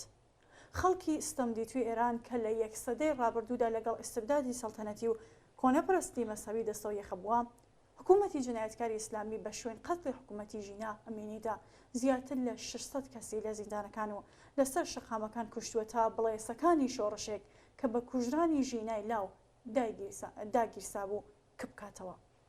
بە هەزاران کەسی بە گولەی جەنگی بریندار کرد و دەیان هەزار کەسیشی خستە گۆشەی زیندانەکانەوە.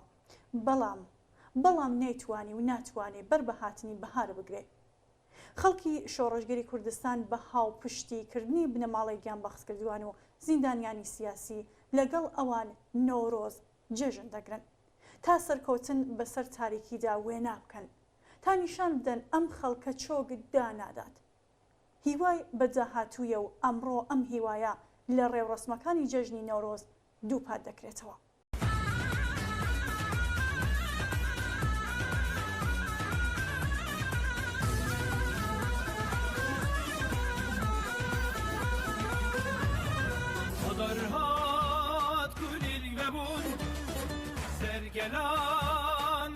RSG Production.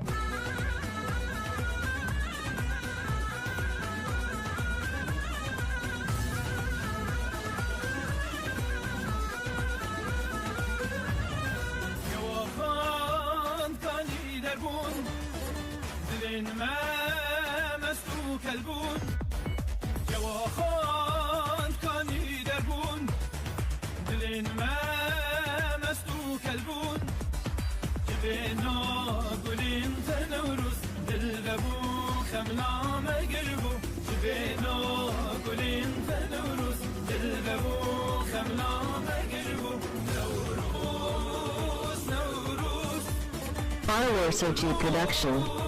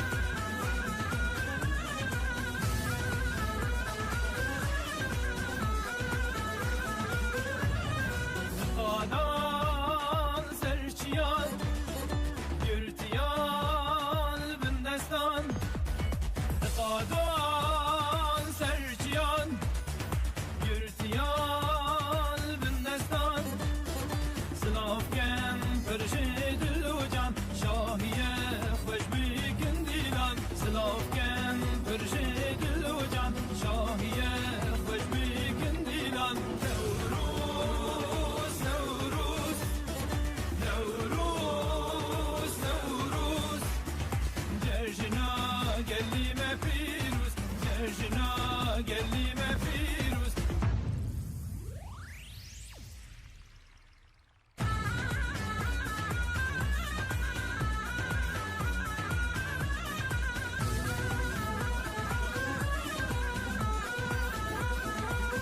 Follower Sochi Production.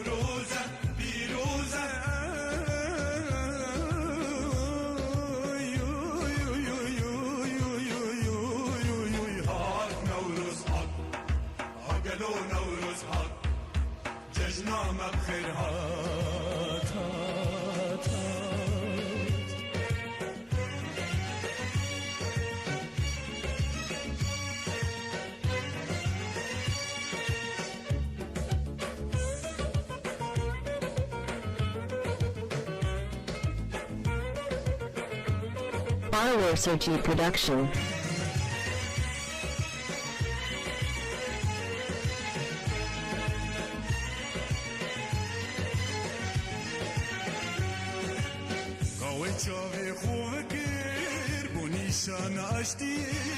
ظلم وستم بزركر كل انجرز قاري بدل شادي تفجي هاروج ازادي ام كردين تكو شيرين نخوازين بندستي خوكوجين دي خوسوجين بوريا ازادي دي خوكوجين دي خوسوجين بوريا ازادي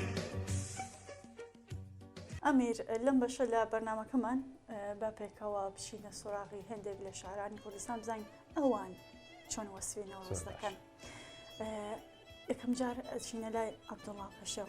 عەبدوڵڵا پەشەو دەڵێ ئەم ساڵ بێچیە نەورۆز ناکەم، بێ بۆنی گیا نەورۆز ناکەم، نەورۆز ناکەم بێ بڵێ سەی سووریاگەر، نەورۆز ناکەم گەر ڕەشبەڵەک تۆز نەکات و بەخۆم نەبمە سەرچۆپی گر.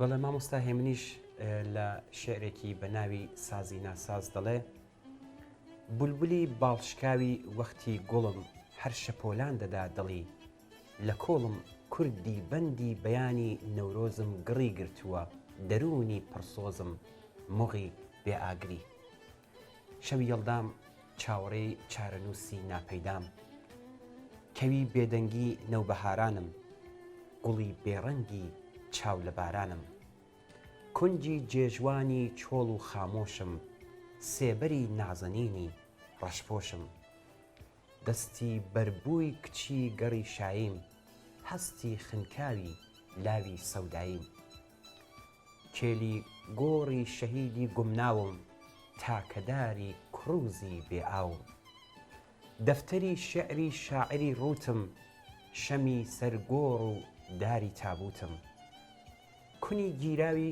کونە شمشاڵم خەونی ئاڵۆز و خاتیرەی تاڵم ژی لە مۆی ئاگری بەیانانم باوکی فرمێسکم و کوڕی ژانم باڵە سوتاوەکانی پەروانەم شوشە بادەی بەتاڵی مەیخانەم چڵە ڕێحانی دوورە دێراوم سازی ناسازی هەڵپەسێراوم تکە ئاونگی سەرگەڵای زەردم خەستە و دەردەداری چی دەردم ئاخرین تیشکی خۆری پاییزم شاعری پیری تووڕە و زیزم چۆن دەتوانم بە تۆ بڵم من چین خۆم گومانم هەیە کە هەم یانی بڵێ دەستخۆش ئەمیر محەممەد ساڵح سوزەنی دەڵێت بەهارە جێژنە ڕۆژی پێکەنینە بەهار گۆڤەندی ئاسمان و زەمینە ئەوە جژنی سەری ساڵ و سروشتە زەماوەندی گوڵانە هەڵپەڕینە وەرە ئەی دڵبەرم خۆ دامەشارە کە ئەمڕۆ ڕۆژی دڵداری و ئەوینە بڵێ بەڕێز سعید نەجاری یان ئاسۆ بە بۆنەی نەورۆز لە شێرەکانیدا دەڵێ بووکی بەهار ڕازایەوە سروشت پڕ لە جوانیە دەنگی شەتا و جریوەی مەل بە سۆسترین گۆرانیە لە گوێی باڵی تەیری مەست مەلی خەیاڵ ڕادەچڵەکێ لە هەرچی دەڕوانی جوانە چی دیمەنە نەهەر یەکێ.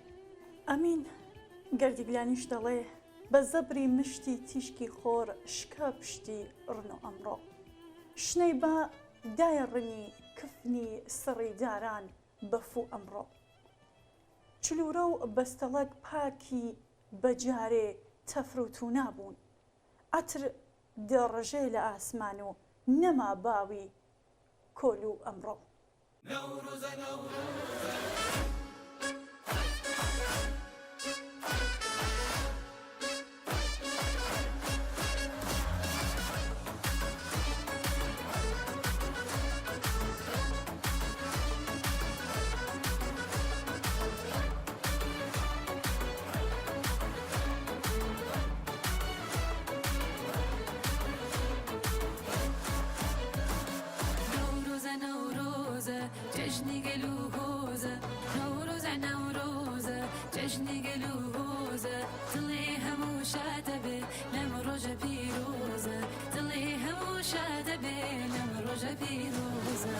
پشتی زستان شکاوە باروار نەڕێوە ڕەشەمێ شوێنی تەنگ و بەرێزی خاکە نێوە سەرمای زستان نەماوە ساڵی تازە هاتەوە ئاگری نەوڕۆزی کوردستان گەشەکاتەوە ئاگری نەوڕۆزی کوردستان گەشەکاتەوە ئەی نەوڕۆزە نەوڕۆزە جەژنی گەلووزە نەوڕۆزە نەوڕۆزە جەژنی گەلووزە دڵی هەموو شادە بێ لەم ڕۆژە پیرۆزە دڵی هەموو شادە بێ لەم ڕۆژە پیرۆزە.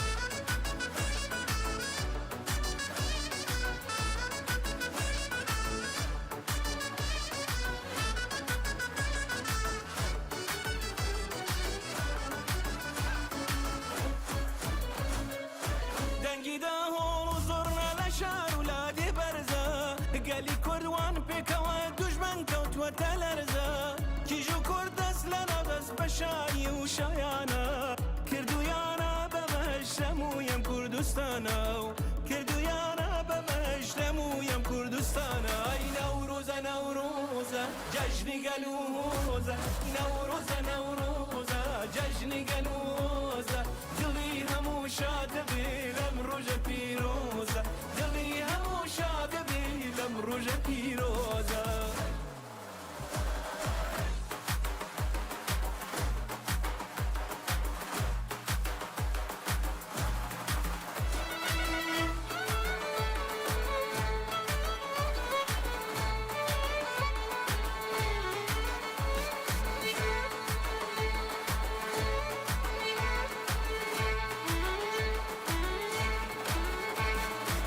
شەماڵەی بەرزیا گردیارە لە چۆناوە گریان بەردا لە سنوور دەستیان لە دەزی یەک ناوە بە کرمانجی و سۆرانی بە کەلوڕی و گۆڕانی سرودی نەوڕۆزەڵێن لە موشارەکانی سرودی نەوڕۆزەڵێن لە موشارەکانی ئەی نەوڕۆزە نەوڕۆزە جەژنی گەلووزە نەوڕۆزە نەوڕۆزە جەژنی گەلووزە دڵی هەموو شادە بێ لەم ڕۆژە پیرۆزە دڵی هەموو شادە بێ لەم ڕۆژە پیرۆزە.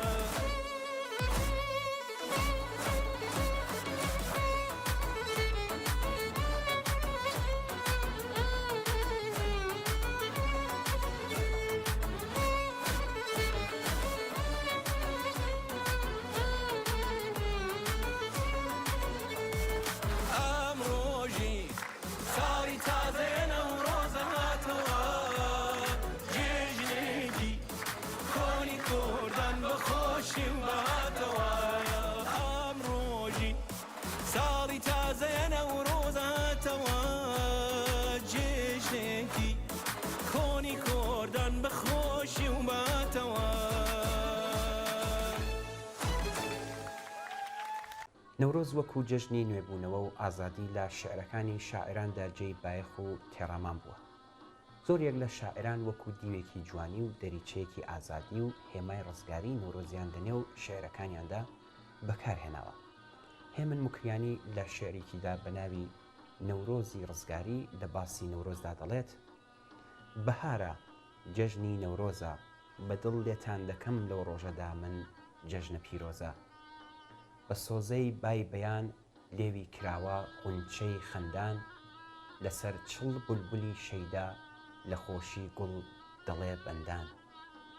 زۆر جار وەکو هێما بۆ نێبوونەوە و گۆڕانکاری لە ژیان و ژیانەوەی دووبارەی سروشت و کۆتایی خەم و پەژارە شاعرانی کورد باسی نەورۆزیان کردووە.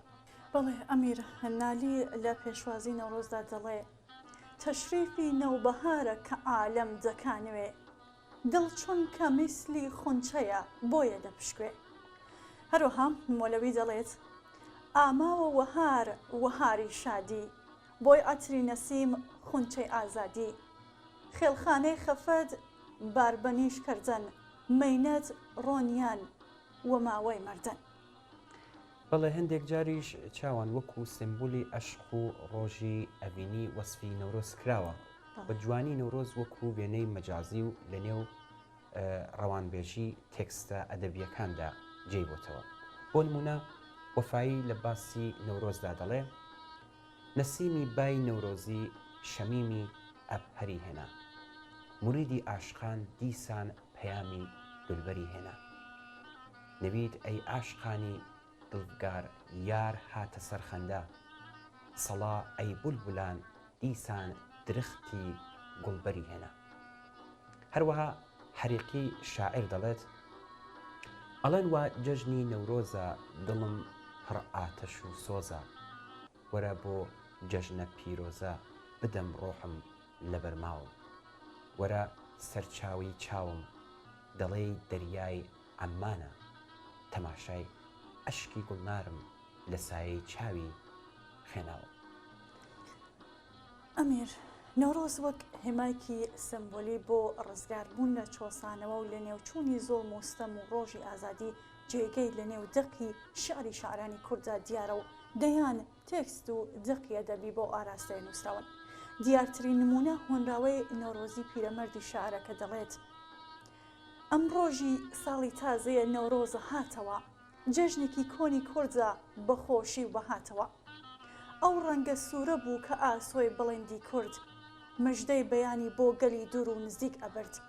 نەورۆز بوو ئاگرێکی وەهای خستە جەرگەوە، لاوان بە ئەشقە چوون بەرەو پیری مەرگەوە.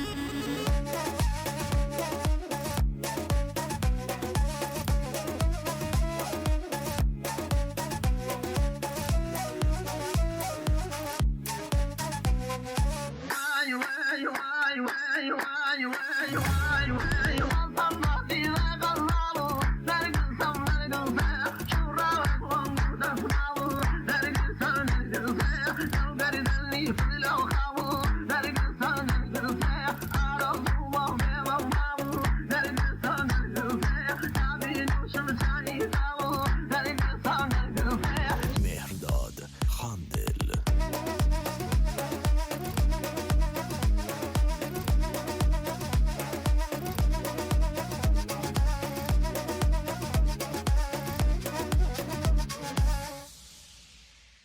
بە ڕۆژی نێو مانگی نێو ساڵی نوێی جەژنی ڕزگاری لە زوڵم و ستەم و دیکتاتۆر و زۆرداری ناسراوە وەک لە سەرچاوی مێژوودا باسی لێوەکراوە لەگەڵ شۆڕشی کاوەی ئاسنگەر دژ بە زۆرداری و ستەمی زوحاکی خوێنمەش هەرچەند لە دەسەڵاتی دیکتاتۆری ئیسلامی ئەم جەژنە قەدەغە دەکرێت بەڵام خەڵک بەگشتی لە ئێران و هەروەها لە کوردستان چاو نەترسانە بێگوێدان بە هەڕەشە و سەرکوتکردن ئەو یادیان کردوێتەوە بۆیە نەورۆز وەک جەژنێکی نوێبوونەوە ساڵ لە دوای ساڵ یادی جوانتر و پڕشکۆتر ئەبێت لە هەمان کاتیشە یەکەم ڕۆژی بەهار و کۆتا ڕۆژەکانی سارد و سەرما بوژانەوەی گژوگیا سەوزبوونی دەشت و دەر و زیندووبوونەوەی سروشت و نێبوونەوەی ژیانە هەر بەو بۆنە لە کوردستان ئێوارەکەی کچان و کوڕان شار و شارۆچکەکان بە جلی کوردی ئاڵای سوور و گوڵی سوور مەراسمی ئاگرکردنەوە لەسەر شاخ و گردەکان ئەکەنەوە بە هەڵپەڕکێ و گۆرانی هاتنی ڕۆژی نێو جەژن دەگرن بۆ بەیانێکەشی سەیران ڕێک ئەخرێت دەستە دەستە کە سوکار و هاوڕێ و خۆشەویستان ڕوو لە دەشت و دەرەکەن بە خواردن و خواردنەوە و گۆرانی و هەڵپەڕکێ قسەی خۆش ئەو ڕۆژە بەڕێەکەن ئەتوانین بێژین ئەوە پێناسێکی کورد بوو بۆ ئەو جەژنە بەڵام ئەگەر بێت و بە تێر و تەسەل باس لە مێژووی نەورۆز بکەین دیارە مێژوێکی دوور و درێژ و پڕ لە داستان و چیرۆک و ئەفسانەی هەمە چەشنە وەک چۆنە لە ناو کۆمەڵە نەتەوەیەکی ڕۆژهەڵاتیش بڵاوبووەتەوە لە ئەفغان و چیک و بەلوچ و فارس و ئازەر و تورک و ئوزبەک و مغۆل و گەلێک نەتەوەی تر ئاهەنگی نەورۆز دەگیرن دیارە هەر نەتەوەیەک جۆرە جابوونەری تێک و چەشنە ئاهەنگی تایبەتی بەخۆیان هەیە کە سەرجەم سەرڕای جیاوازیەکان تیادا شای و خۆشی بۆ ساڵی نوێ و دەستپۆکی ژیانێکی نوێ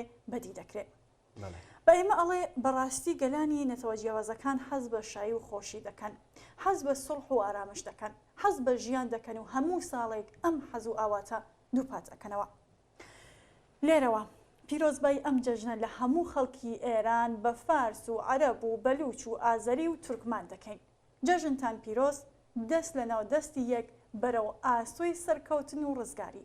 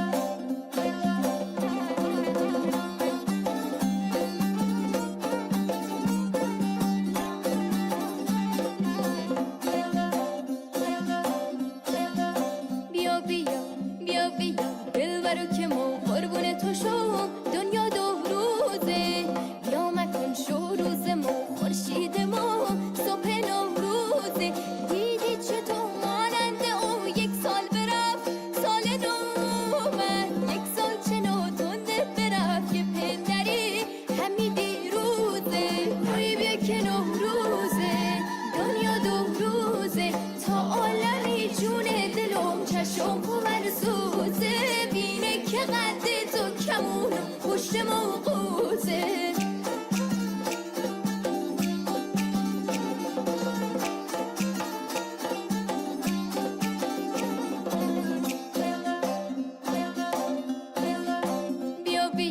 بیا بیا افت و فرو شد پشت کو کم کم و کشو شد بیا که با سر زد ز کو ما همچنو یک تو شد برچه چنوی چونو مبو دل برو که بو ایجو که میبینی زبون سال به سال کهنه و نو شد توی بیا که نوروزه دنیا دو روزه تا عالمی جون دلم چشم سوزه بینه که قد تو کمون پشت موقوزه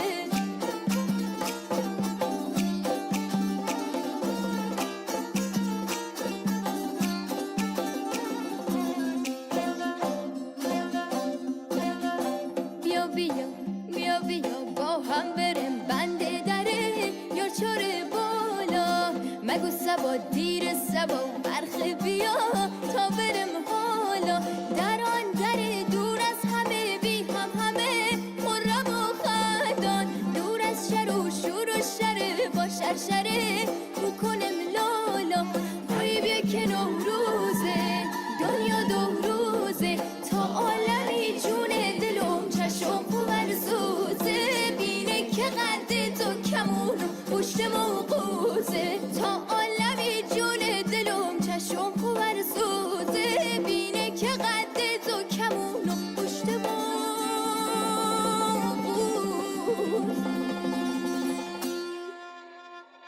لەم بەشەدا لە شێعرەکانی بەڕێز سەید ئەمانی بە ناوی گەزیزە دەخوێنینەوە. نەورۆزە گەزیزە بەدەم شنەی شەماڵەوە سەمایەتی لە باوەشیدا هەنگی ئەوینە و بەدەم چنینی هەڵاڵەوە تەمایەتی بێژێ هەتاکو تەمەن ماوە دەم لە دەم و لێو لە ڕوومەتی یارم هەڵناگرم بێترسم لە ئەغیار زستانی تووشە ئەویش مەرگی نزیکە و کاتی چوون و فەنایەتی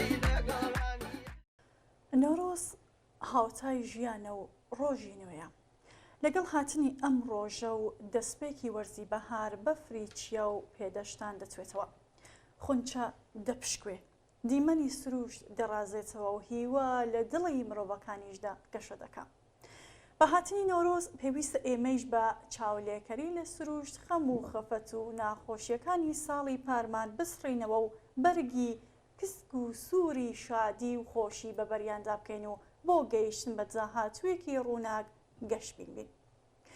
خەڵکی چۆساوە نۆرۆز ئاوەڵ دوانن هیوا بە جاهاتوو گشتر دەبێ ئاسۆی ڕانینی زیاتر دەگەشێتەوە. جەژنی نۆرۆز یەکێک لەو جێژنانەیە کە نیشانەی هاوپەیوەندی و هەستی هاوبەشی خەڵکێکە کە حەز بە هەستانەوە بۆ بوژانەوەی ژیان دەکەن.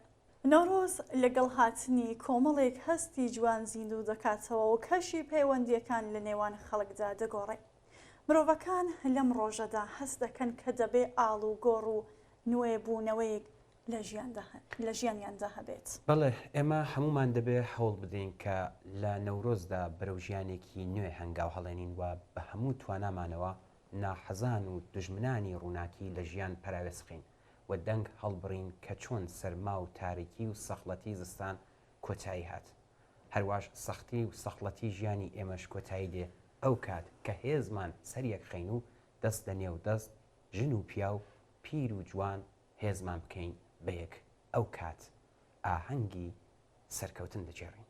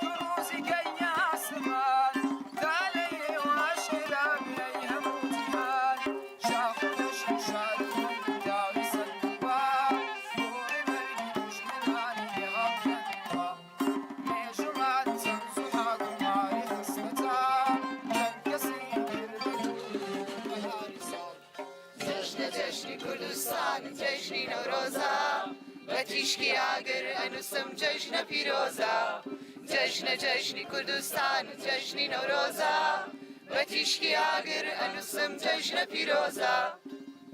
ئەمیر هەروەک باسکرا کە نۆڕۆز لە زۆر شوێنی تر جگە لە کوردستان جەژن دەگیردرێ لە ئێران دابوونەریتەکانی پێش دەست پێبوونی ساڵی نوێ تایبەتن و لێرەدا ئاماژە دەکەینە بە هەندێک لەوانە ئەم دابوونەریتانە لە زۆر شوێن نزیک بە مانگێک پێشهاتنی ساڵی نوێ دەست پێ دەکات و هەتا 13 ڕۆژ پاش ئەوە بەردەوام دەبێت. لە زۆر شوێن پەیام هێنەرانی بەهار و نۆڕۆز لەسەر جادە و شەقام و کوچە و کۆڵانەکان لە شار و گوندەکان دەردەکەون و بە گوتنی گۆرانی و شادی و شان و مزگینی ڕۆیشتنی زستان و هاتنی بەهار دەدەن. لەدا بوو نەریتە باوەکانی ڕۆژانی کۆسایی ساڵ خاوێنکردنەوەی ماڵ و حاڵە. ئەم هەنگاوە بۆ ئەوە جێبەجێ دەکرێت کە بە خاوێنیەوە بچینە پیرەی نۆڕۆزەوە. بەڵێ کوردەکان هەر لە کۆنەوە هاوڕێ لەگەڵ ڕێوڕسمەکانی یەکجار زۆر نەورۆزیان کردووە بە جەژن. یەکێ لەوان ڕێوڕسمی کۆسەگەردیە کە لە گوندەکانی کوردستاندا باوە. لە ڕاستیدا کەسێک لە دوایین ڕۆژانی پێش لە جەژنی نەورۆز بەجلوبەرگی وەک کۆسە کە دەبێتە هۆی شادی و پێکەنینی خەڵکی لە کوچە و کۆڵانەکاندا دەگەڕێەوە بە قسەی سەرنجڕاکێش خەڵکی لە بوونی خۆی ئاگادار دەکاتەوە. لەدا بوو نەریتە جوانەکانی خەڵکی شاری هەمەدان لە کاتی تەحوێڵی ساڵ ئەمەیەکە دەستیان دەکەنە نێو تونگی ماسی دەگرنە نێو دەستیان و ئارەزوێک دەکەن و پاشان ماسیەکە ئازاد دەکەن. تاڵشیەکان بۆ ئامادەکردنی هەڵوا گرنگایەتێکی زۆر ئەزەن و بەم ڕێڕسمە دەڵێن هەڵباسازی.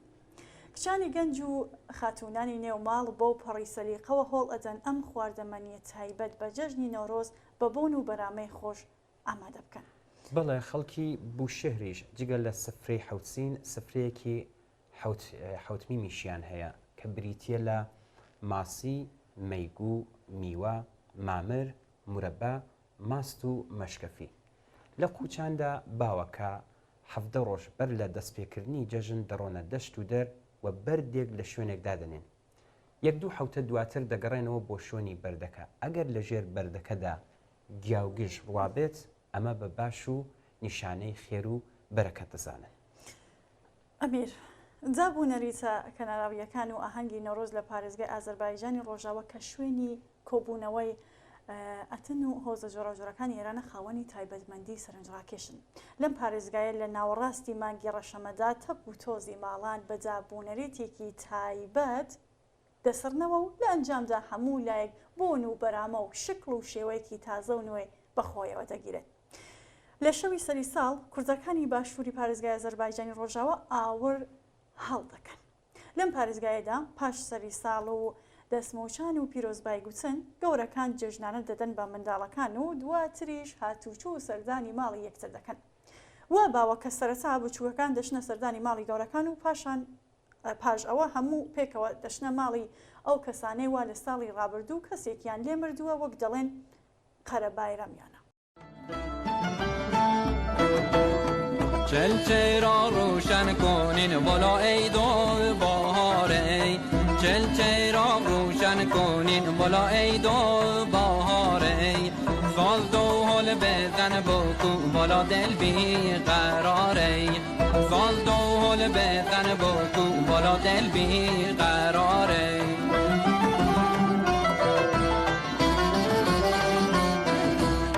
مردمون شادی کنین بالا غمزه دل درارین مردمون شادی کنین بالا غمزه دل درارین هم دو روزه دنیا نخنده بریدی یارین هم دو روزه دنیا نخنده بریدی یارین سیل زنم دشت و سرا بالا پای لاله زاره سیل زنم دشت و نەورۆز هێمای بەرخۆدان و سەرکەوتن و ئازادیە وەکو مەلا ئاوارە بە شێر ئامێز پێناسەی جەژنی نەورۆز دەکات و دەڵێت یادگاری چەکۆش کاوەیە نەورۆز قەڵای زوحاکی کردە تەپ و تۆز ئاورێت تۆڵەیە بۆ کوردەواری لە ڕەش و ڕووتی کوردستان بێ پیرۆز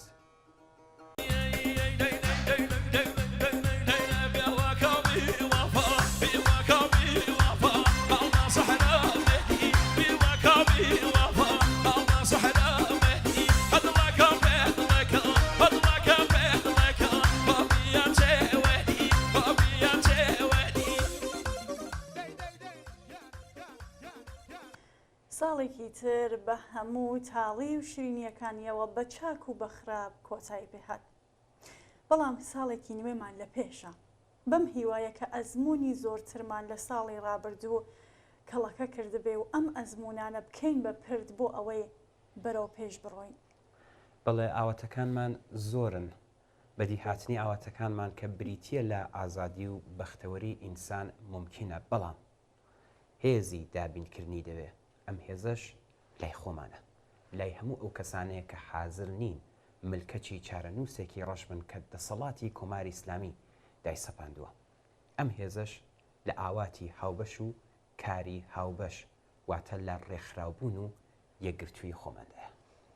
ساڵی ڕابردوو گەلێک جار ئەم هێزەمان هێنایە سەرشانەوە لە مانگرستنەکانمان دژی جنایەتەکانی کۆماری ئیسلامی لە دژایەتیکردن لەگەڵ یاسای کۆنەپەرستانەی حەجابی زۆرم لێ، لە ئاعترازی کرێکاران، مامۆستایان بۆ ژیان، لە هەڵمەتی ژینگە پارێزی، لە پەرەدان بە هونەر و ئەدەبیاتی شۆڕشگەرانە.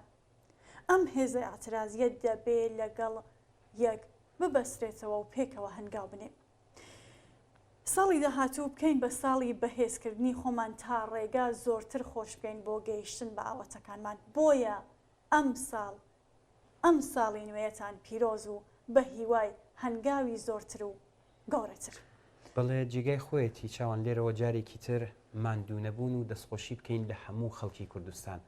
سەرڕای سەرکوتگەری کۆماری ئیسلامی وە سەرڕای زەختی بژێوی ژیان هاتن بە دەنگ بانگەوازمان، بانگەوازگرتنەکان و پەیوەستبوون بە ئێعترازەکان ویان بە هەر شێوەیەک بۆیان گونجاوە ممکن بووە پاڵپشتیان لە بزوتنەوەی شۆڕشگێرانەی خۆیان کردووە. هەر بژین و هەر سەربەرز بن.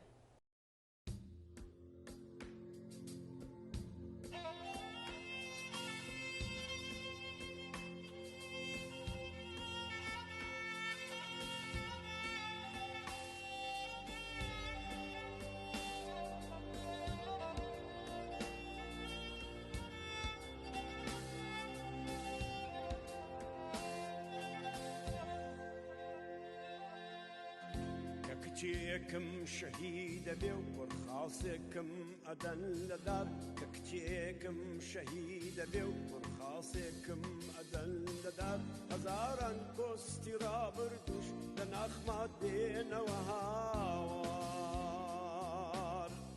هەزاران کۆستی ڕابردوش لە ناخما دێنەوە هاوار.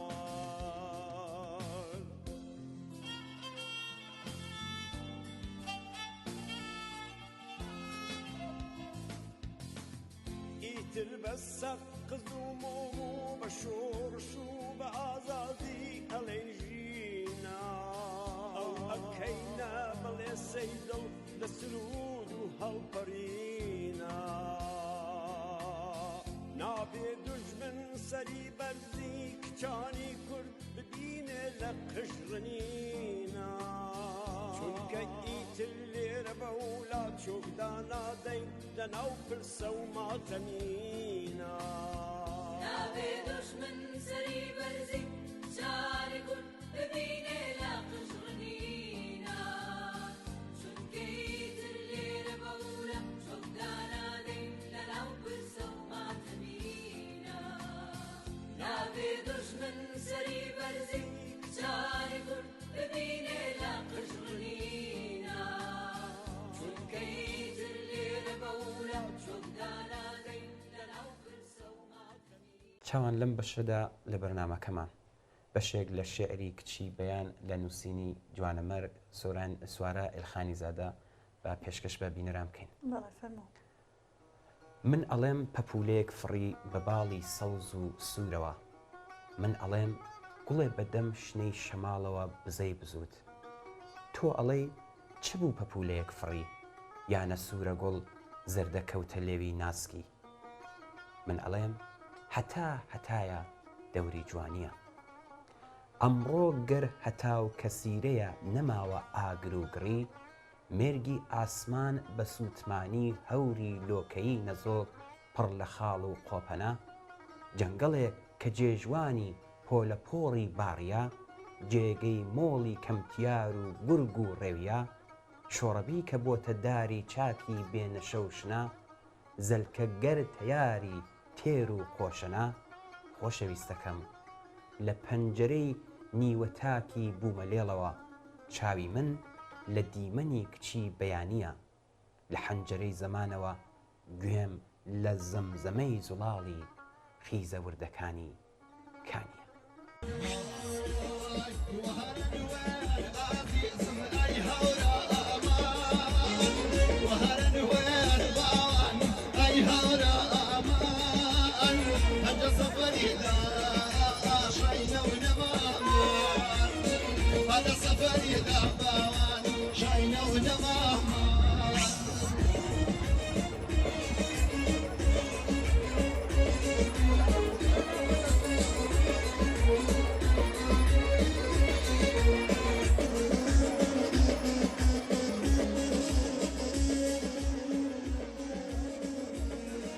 لە ڕۆژانی جەژنی نۆرۆز گشت کوردستان ڕوو لە دەشت و جەر دەکەن و بە ئاهەنگ و گۆرانی بە کۆتایی زستان پێشوازی لە هاتنی بەهار دەکەن. لەسەر لووتکێکیە سەرکەشەکانی کوردستان ئاگری سەرکەوتن دەکەنەوە وەک نیشانەیەک بۆ کۆتایی هاتنی ستەم و ناداتپەروەری و سەرکەوتنی هێزی ڕووناکی بەسەر هێزی تاریکیدا. بەڵێ جەژنی نەورۆز نامەی خۆشەویستی و ئاشتیە لەلایەن خەڵکێکە کە گشت مافەکانی لێزەوت کراوە و شەیدای سربەستیە. جەژنی نەورۆز لەلایەک بەواتای کۆتایی هاتنی زستان و سەرەتای ئازادبوونی سروشتە لە بەفر و باران و سەرمای سەخت و بوژانەوەی سروشتی بە گوڵ و گوڵزار و سەرچاوەکانی ژیانی مرۆڤ. ئەم دوولایەنەش لە یەک مەبەستدا یەک دەگرێتەوە کە ئەویش سربەستیە. سربەستی بۆ مرۆڤ، سربەستی بۆ سروشت، سربەستی بۆ دابوو نەریتی کۆمەڵایەتی و ڕامیاری لە پێناو ژیانێکی خۆشگوزەران بۆ مرۆڤایەتی. پێویستە بە مەشخەڵی نۆرۆز ڕێگا سەختەکانی ژیانمان ڕوون بکەینەوە و بە ئامانج و ئاواتەکانمان و کۆتایی بەستەم و نایەکسانی بهێنین. هەر بۆیە دەتوانین نۆرۆز بە جەژنی شادی و خۆشی دابنین بۆ ستەم لێکراوانی و ڕۆژی هەڵاتنی خۆری ئازادی و یەکسانی و دادپەروەری. ئەم ڕۆژەتان پیرۆز. پیرۆز بێت. ئامڕۆژی ساڵی تازەیە نەورۆزە هاتەوە جێژنێکی کۆنی کووردا بەخۆشی و بەهاتەوە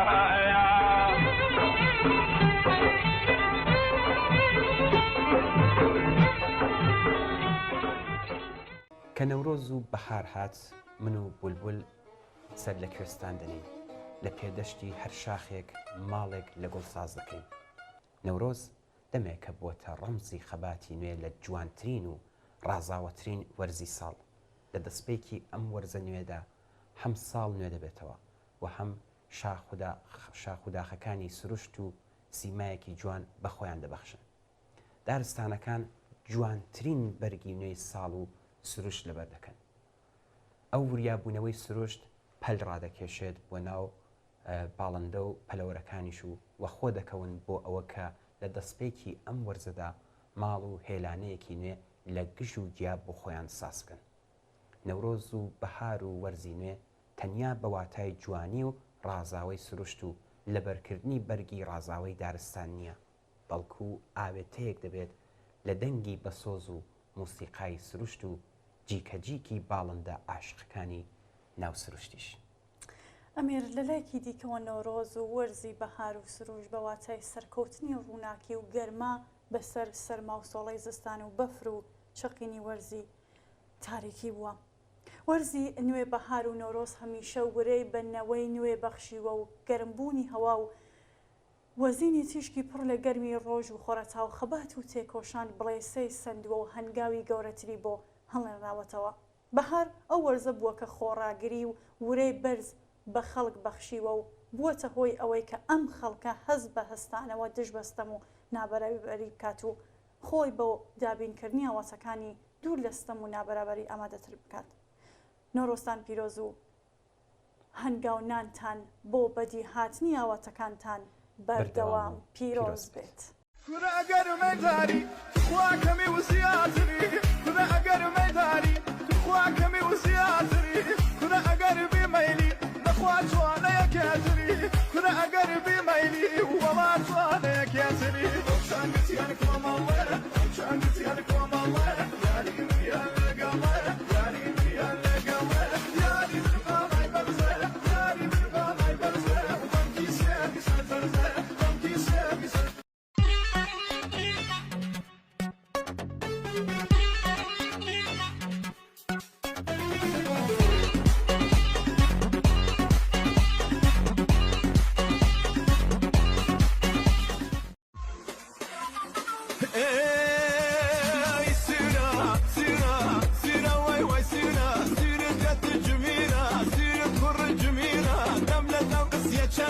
قش السيرة لو دينا شادي بس قشتي ليا بروانكي عاشق منم حيران منم وانا زدت بروان منم عاشق منم حيران منم وانا زدت بروان منم قريان ويلان هل منم دودان تشاوان هل منم قريان ويلان هل منم دودان تشاوان سيرة سيرة سيرة واي واي سيرة سيرة لا إغزوها زاوة آخر واي شوما قش مردم شين أساسي هەوای شنەی بای نەسیم دیارە معلومە وادەی گوڵ و گوڵزارە. لە ئێستادا لە یەکەم ڕۆژی وەرزەکانی نوێداین، وەرزی بە خۆداچوونەوە و ژیانەوە و هەستانەوە، وەرزی چاکسازی ناخ و دەروون و دەوروبەر. نۆبەی ئەوەیە ژیانێکی نوێ دەست پێ بکەینەوە، ئەویش ژیانی نوێ و وەرزی بەهارە. ئەگەرچی ڕای جیاواز هەیە لەسەر خودی بۆنەکەم، بەڵام هەر چۆنێک بێت نۆرۆز هاوتایە لەگەڵ یەکەم ڕۆژی وەرزی بەهار. دڵ و دەروون شاد دەبێت بە وەرزێکی نوێ دەتوانین لەم گۆشەنیگایەوە بڕوارین بۆ ئەم یادە کە هاتنی وەرزێکی نوێیە. جیاواز لە وەرزەکانی ساڵ بەهار تایبەتمەندی خۆی هەیە، نیشانەی دەربازبوونە لە وەرزی زستان کە وەرزێکی سارد و سەرمایە. بەهار وەرزی گوڵ و گیا و بوژانەوەی دار و درەخت و ڕووی زەمینی سروشتە، وەرزی زیندووکردنەوەی ڕۆح و گەشت و سەیرانە، وەرزی بەبادانی خەم و پەژارەیە. دەبێت لەم دیمەنانەی ناو بەهار فێربین، کاتێک دەبینین هاتنی بەهار دەبێتە هەوەی بوژانەوەی دار و درەخت و ژیانەوەی کەژوکێوەکان، هەروایش دەبێتە هۆی بوژانەوەی ژیان ئەگەر هێزمان خەی نەکەر.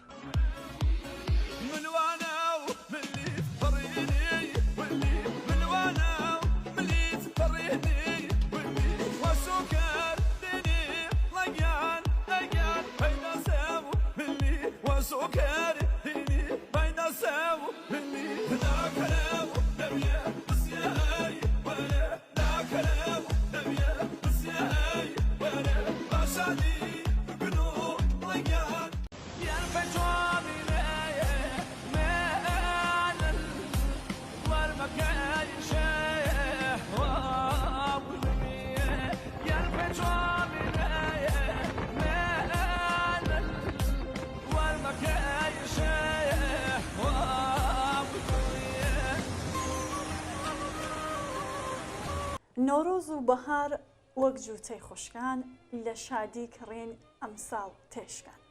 بەهار بە نۆشەی لە زستان کڕی، کراسی جەژنی بۆ نۆرۆز بڕی. بۆچی نەیزانی بە نۆشەی سەرشین بۆ شایی نایێ هەرزەی کا بەشین. ئەم کە پەروەردەی سەرمای زستانە سەرکوزۆڵەکەی چاو بە گریانە. نۆرۆز نەیدەویست بابان وێران بێ، گۆرانی و شایی شین و گریان بێ.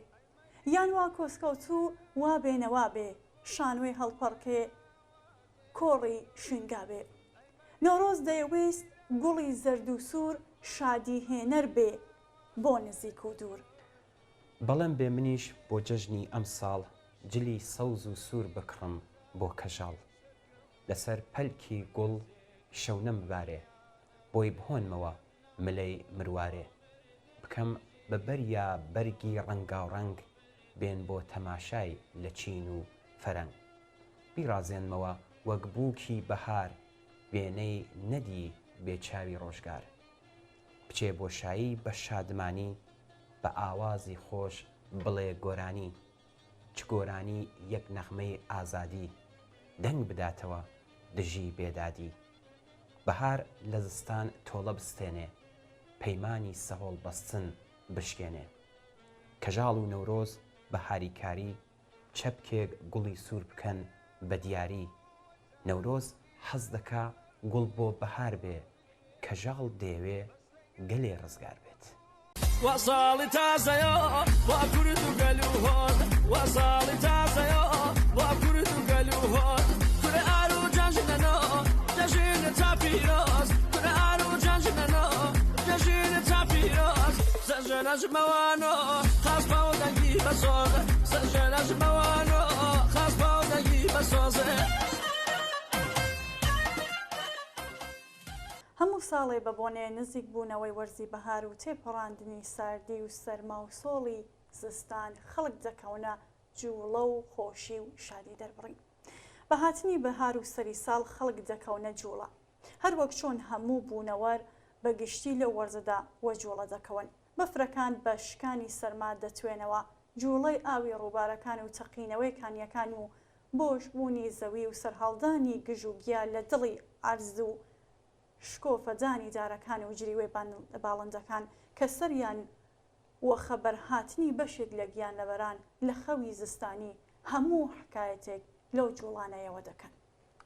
بەڵێ ئەگەر پاویست وە بیرهێنەرەوەی پیری و لاوازی و وەرینی گەڵای عمر و بەرەو نەمان چوون بێ، ئەگەر زستان نیشانەی لە جوڵە کەوتن و کڕی و ماتبوون لە قەڵەم بدرێ، بەهاریش یادی زیندووبوونەوە و گەشە و نەشە و جوڵە و شنەشنۆ و شادی و خۆشی دەربڕین، بۆیە نابێ ئینسان لۆمە بکرێ بە دەربڕینی شادی و خۆشی و خۆشحاڵی. بە هاتنی نەورۆز و بەهار، نەورۆز و بەهارتان پیرۆز.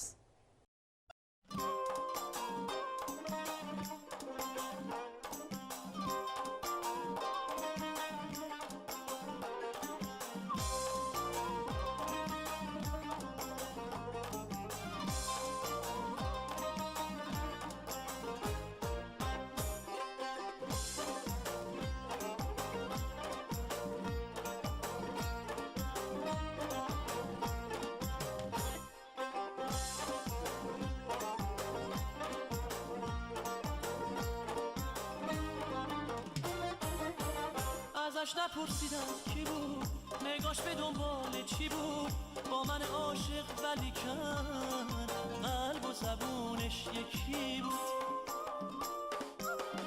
الهه دل با کی بود، مثل خود من خاکی بود، با ناز بی حد چشاش از همه دنیا شاکی بود. چشم انتظار بیقرار دنبال یار بودی خانوم، خوشبرا رو گل خنده رو، اسمش بهار بودی خانوم، اسمش بهار بودی خانوم.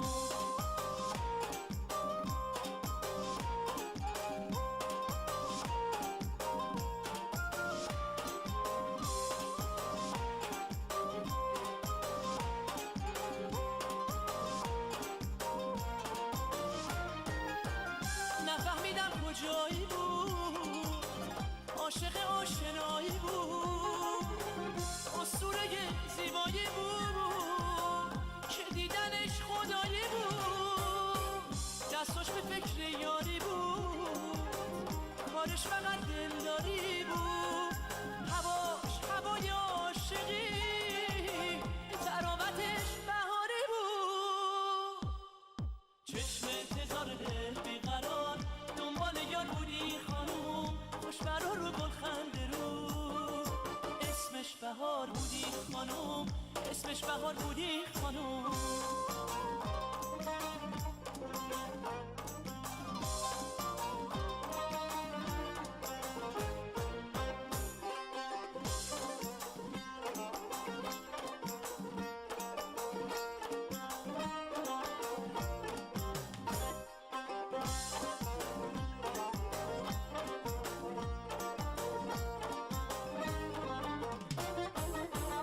ازش نپرسیدم کی بود، نگاش به دنبال چی بود، با من عاشق ولی کن قلب و زبونش یکی بود. الهه دل با کی بود، مثل خود من خاکی بود، با ناز بی حد چشاش از همه دنیا شاکی بود. چشم انتظار دل بیقرار دنبال یار بودی خانوم، خوشبرا رو گل خنده رو، اسمش بهار بودی خانوم، اسمش بهار بودی خانوم. چشم انتظار دل بیقرار دنبال یار بودی خانوم، خوشبرا رو گل خنده رو، اسمش بهار بودی خانوم، اسمش بهار بودی خانوم. سڵاو نۆرۆز، سڵاو بەهار، سڵاو کوردستان. دیسان بەهارە و دیسان نۆڕۆزێکی تر بەخێر بێنەوە بۆ لەمان. با ساتێک دوور لە خەم و دوور لە پەژارە و دژوارەکانی ژین خۆمان بە جوانی و سەرسامی سروشتی ئەم بەهارە جوانەی کوردستان بسپێری.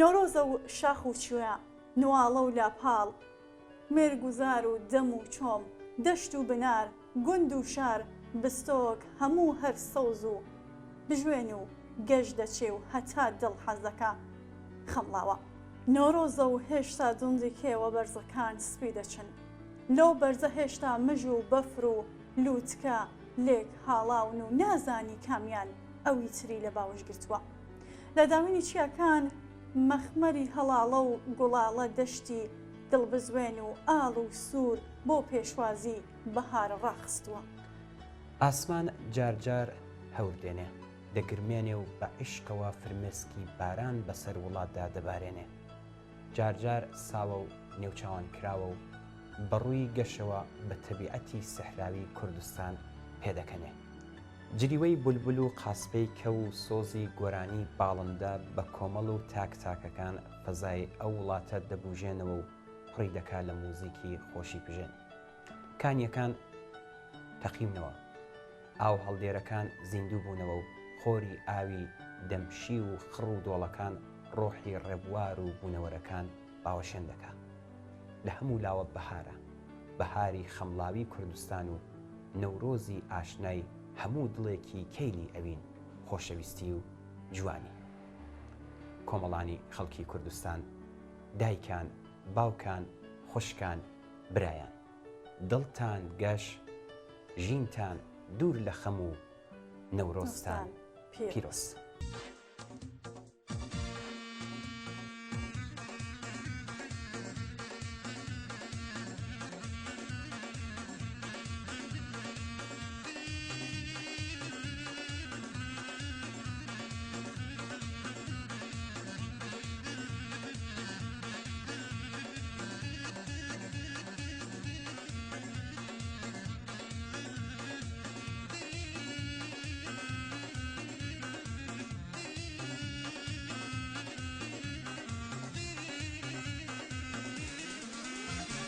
ساڵی تازەیە نەورۆز جەژنی کوردانە نەورۆز ساڵی تازەیە نەورۆز جەژنی کوردانە نەورۆز ئەی دەست لە دەستکەن گەل و ساڵی گەن پیرۆز دەست لە دەستکەن گەل و ساڵی گەن پیرۆز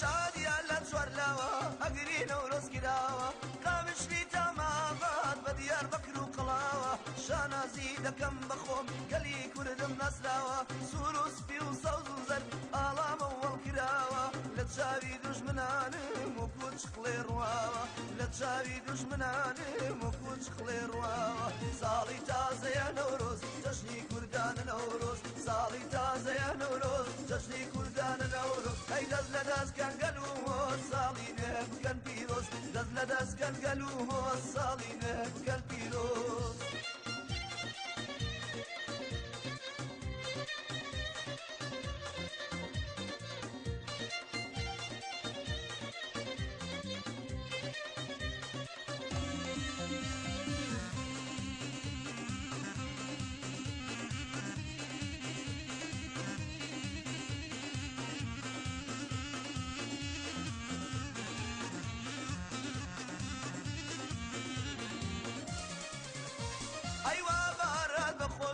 سەوزایی دەستی پۆشی بە پولا بە نەشەی خۆیشی لەی وڵاتیە نۆشی دوژمن باتنی تۆ ڕوخساری خۆی داپۆشی بەدایکی شەید بڵێ گیری نەکەن ڕەش پۆشی کیژەن باشقی تۆوە کەوتونەتە دڵخۆشی کیژەن باشقی تۆوە کەوتونەتە دڵخۆشی ساڵی تازەیە نەورۆز جەژنی کوردانە نەورۆز ساڵی تازەیە نەورۆز جەژنی کوردانە نەورۆز ئەی دەست لە دەستکەن گەل و ساڵی بکەن پیرۆز دەست لە دەستکەن گەل و ساڵی بکەن پیرۆز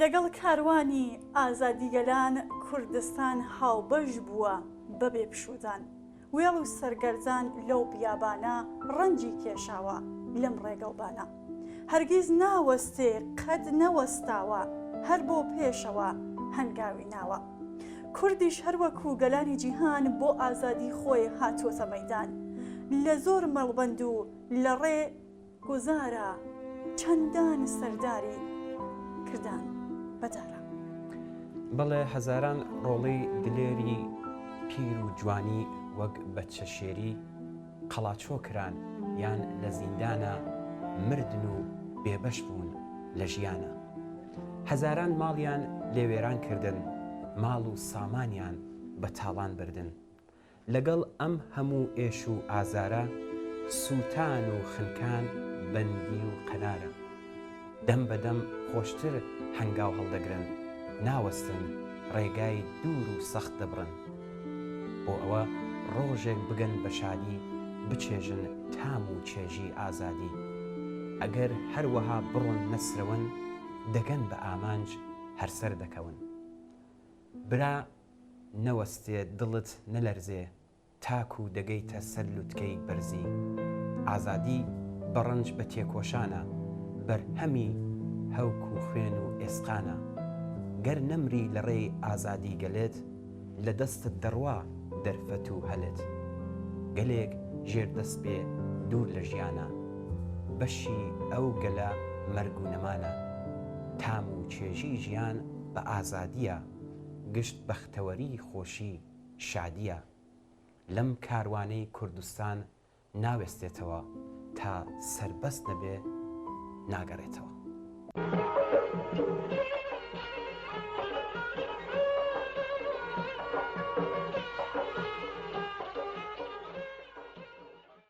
نۆرۆز یەکێک لەو بۆنانەیە لە هەر شوێنێکدا و لە ژێر دەسەڵاتی هەر دەوڵەتێکدا خەڵک بە گشتی هەمیشە نۆرۆزیان پیرۆز کردووە و ڕەمزێک بووە بۆ مانەوە و بەرخۆدان. ئەم بۆنە مێژوویە بەردەوام کاردانەوەی لە فەرهەنگ و سیاسەتیدا هەبووە بە تایبەت سوارچاکانی دەبوو خەڵام بەدەستان دەماودەم ئەم بۆنەیان لە دیوانیاندا جۆش داوەتەوە و ڕازی دڵیان بەرخامە خستووە و لە کارخانەی شاریاندا هەڵبەستگەلی بەرز و باڵایان بۆ ئەم بۆنەیە هۆنیوەتەوە کە لێرەدا مشتێک لە خەرمانی ئەو شاکارانەی بۆ نەورۆز هۆنراونەتەوە دەخینە ڕوو.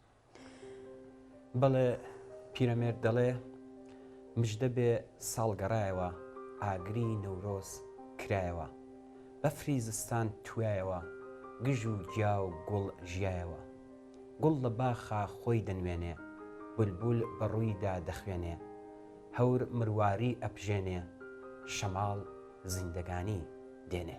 حەمدی دەڵێ بولبول بە خەندە دێت و دەڵێ دەیبڕایەوە شاخی درەختی عمری شکۆفە ژیایەوە تەقلیدی دیدەکانی منی کردووە زەمین هەر کۆڕەشێوە چەشمەی تێدا ژیایەوە نۆرۆزە جژنە بۆیە چراخانی عالەما یا ئاگری لە عمری شێتا چوو کوژایەوە ئەرعەر لە لەنجەدایە لە ڕەقسایە سەروەکان بەرگی چیمەن لە ڕەنگی زۆمڕۆت کرایەوە خەیرولخەلەف نیهاری لە جێدایە سەوز و تەڕ داری بە بەفر و بادەی زمستان شکایەوە.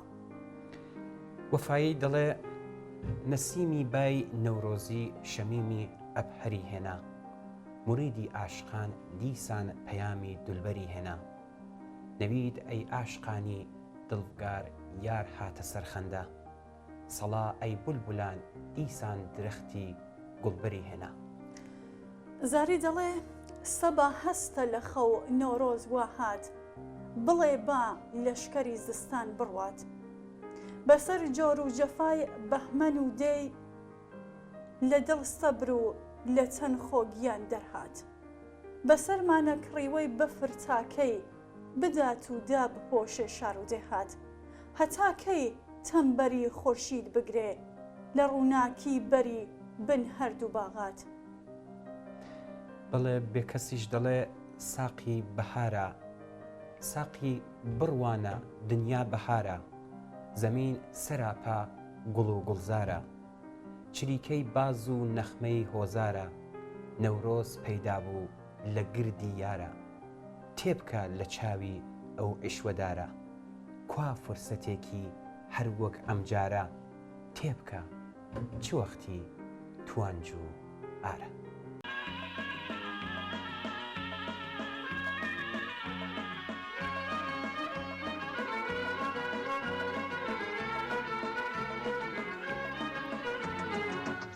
جشنی کوردستان جشنی نوروزا بەچیشکیا گردەنووسم جەژنە پیرۆزا جشنی کوردستان جشنی نوروزا بەچیشکیا گردەنووسم جەژنە پیرۆزا چاوتی ئاگر هێزیانە باوەڕی بەرزی کوردستانە چاوتی ئاگر هێزیانە باوەڕی بەرزی کوردستانە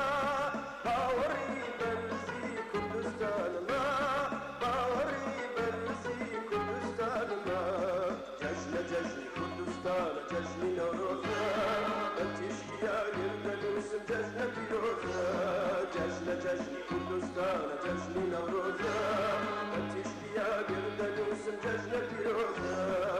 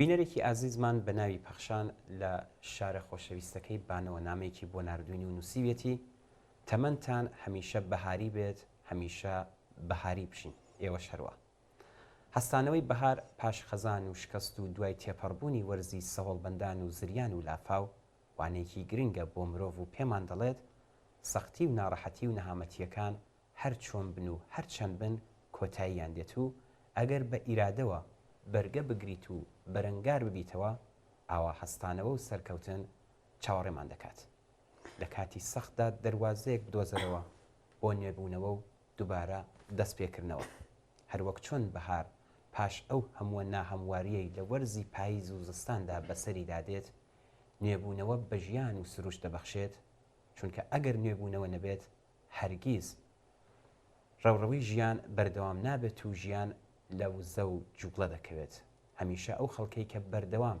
نوێگەری دەکەن و نێبوونەوە بۆتە پێناسەیان ژیانیان ڕەنگینتر و سەربەرزانەترە پەخشان هەروەها نووسیوێتی با تەمەنمان بکەین بە هۆکارێک بۆ کۆڵنەدان و بەردەوامی گەشتبینی و بەختەوەری بکەین بە ناسنامەی ژیانمان هەروەک چۆن ناسنامەی بەهار گەشتبینی و ژیانەوە و کۆڵنەدانە هەمیشە بەهاری بین گەشانەوەی دوای شکست و ژیانەوەی دوای خەزان بکەین بە سروشتی ژیانمان تەمەنمان بکەین بە وێستگەیەک بۆ بیرکردنەوە و بە خۆداچوونەوە بزانین کە هیچ کات گەیشتن بە ئامانجەکانمان بەبێ ماندووبوون و هەڵدان بەدەست نایێت هەروەک چۆن بەهاریش نایێت بەبێ تێپەڕبوونی پاییز و زستان لەوەش گرنگتر ئەوانەی توانایی خۆڕاگری و بەردەوامیمان هەیە هەمیشە سەردەکەون و دەگەن بە ئامانجەکانیان هەروەک چۆن ساڵی بە خۆڕاگری دەگات بە وەرزی بەهار و گەشانەوە و سەرکەوتن.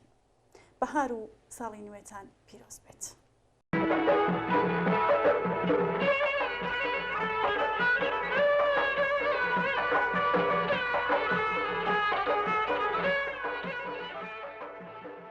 چاوەنجارێکی تر بە سەرێکی تر لە باخچەی شاعران بدەین و لەم باخچە پڕ لە گوڵە چەند بەرهەمێکی ترکە وەسفی بەهار و نەورۆز دەکات پێشکەش بە بینەرانی بکەین. ئەحمەد شاکەلی دەڵێ لەرزین لە ترسی سەرما ترسی نەما لە سەرما بڕکی ئەدەم لە بەرما بەرگی گرانی سەرما بە تشکی تاوداری هەتاوی مانگی نەورۆز شکاشکۆی سەرما بێدەست و پاو سەرما چەمەن چە ئاودارە پۆپەی چیا بەهارە نزاری لالەزارە سەرما بەبێ ئەسەرما. خەدم دەڵێ سروەی نەسیمی سوبحی بەهاری گەڕایەوە تاریکی ڕۆژی فەسلی خەزانیش بڕایەوە ئەنفاسی وا لە نوحفەی ڕوح القودوس ئەچێ ئەیسا سیفەت شکۆفە بەسەریا ژیایەوە ئەسیری کردە شاخی گریبانی لاخیدار شاخی درێختی مریەمە وا چوو بەلایەوە نۆڕۆزە نەوبەهارە بە هاوارەوە ئەندەلیب مەستانە خۆی لە مۆجی گوڵانە تلایەوە. ئاسی دەڵێ ڕۆژی نەورۆزە عەزیزانە ئەوەڵی فەسلی بەهار کاتی شایی و هەڵپەڕینە زۆر بەلار و لەنجەوە فەرموو بە هەستیم بچین و سەیری ناوباغان بکەین شۆڕەبی بسکی دەلەرزێ و ڕوبەڕووی ئەگریجەوە غونچە دێتە پێکەنین و بولبولیش ئێشکچیە بەڵکو ئەمڕۆ خۆی ببینێ لێو بە لێوی غونچەوە. کەمالی دەڵێ ڕۆژی نەورۆزە کە دنیا پڕ لە ساز و سۆزەکە نێرگەز و لالە و وەنۆشە ڕووی زەوی پیرۆزەکە پەلکە زێڕینەی بە ئاڵا وا فەلەک هەڵکردووە دای لە تەپڵی هەور و شایی پادشای نەورۆزەکە تا ئەبەد مەمنونی لوتفی بای شەماڵم چونکە وا پەرچەمی ئەو نازنینە جار بەجار ئاڵۆزەکە. بڵێ شاهۆش دەڵێ نەورۆزە جەژنە شاخ و چیا و کێ و دەشت و دەر تارایی سەوزیدا بەسەرا سەوزی کردەبەر ڕازایەوە بە ڕەنگی گوڵان نیشتمانی کورد بوژایەوە درەخت و چرۆی جوانی کەوتە دەر غونچە بەبای نەسیمی بەیان کەوتە پێکەنین سوسەن گەشاوە یاسەمینیش تاجی نایە سەر شەو بۆ چنوور و سوورە هەراڵە کەماولۆ تازە لە ژێر بفرەوە سەریان دێتە دەر نەغمەی حەزینی بولبولی شەیدا لە عەشقی گوڵ تەئسیر ئەکاتە ناو دڵی غەمبار و ناو جگەر قاسپەیکە و چریکەی تەیر و تیوری تێر خۆشی ئەدەن بە دڵی ماتی پڕکەدەر. بێسارانی هەڵێ نەورۆز گوڵی هەن نەپای سەراوان بەرمێوە نەسایە ڕێزەی فەراوان سەرتابا کە بوود وەی بە خەم ڕەشتا بۆی موشک و ئەنبەر بە خاڵدا وەشتا پەلپەل نوختەی نور ڕێزەی مرواری بە نوختەی خاڵان وەی کرد دیاری دەستە بە دەستە چون زولف وەش بۆ بەر ئامان مدران کۆکۆ نەپای کۆ شێوەی نۆرۆز گوڵها بەو نەخشە و بەو نەخشەی خاڵان وەش بۆی پەخشەوە.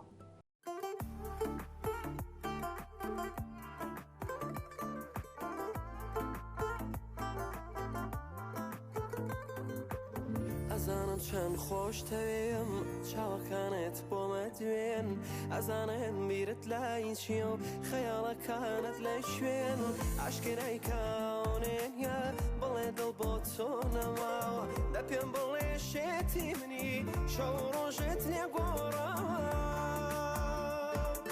تاکو تەنیا و تاقانەی دڵێمی تۆ بە تەنیا ماڵی منی تەواوی دنیا بزانن کە تۆ خاوەنی ئەو دڵی منی تاکو تەنیا و تاقانەی دڵێمی تۆ بە تەنیا ماڵی منی تەواوی دنیا بزانن کە تۆ خاوەنی ئەو دڵی منی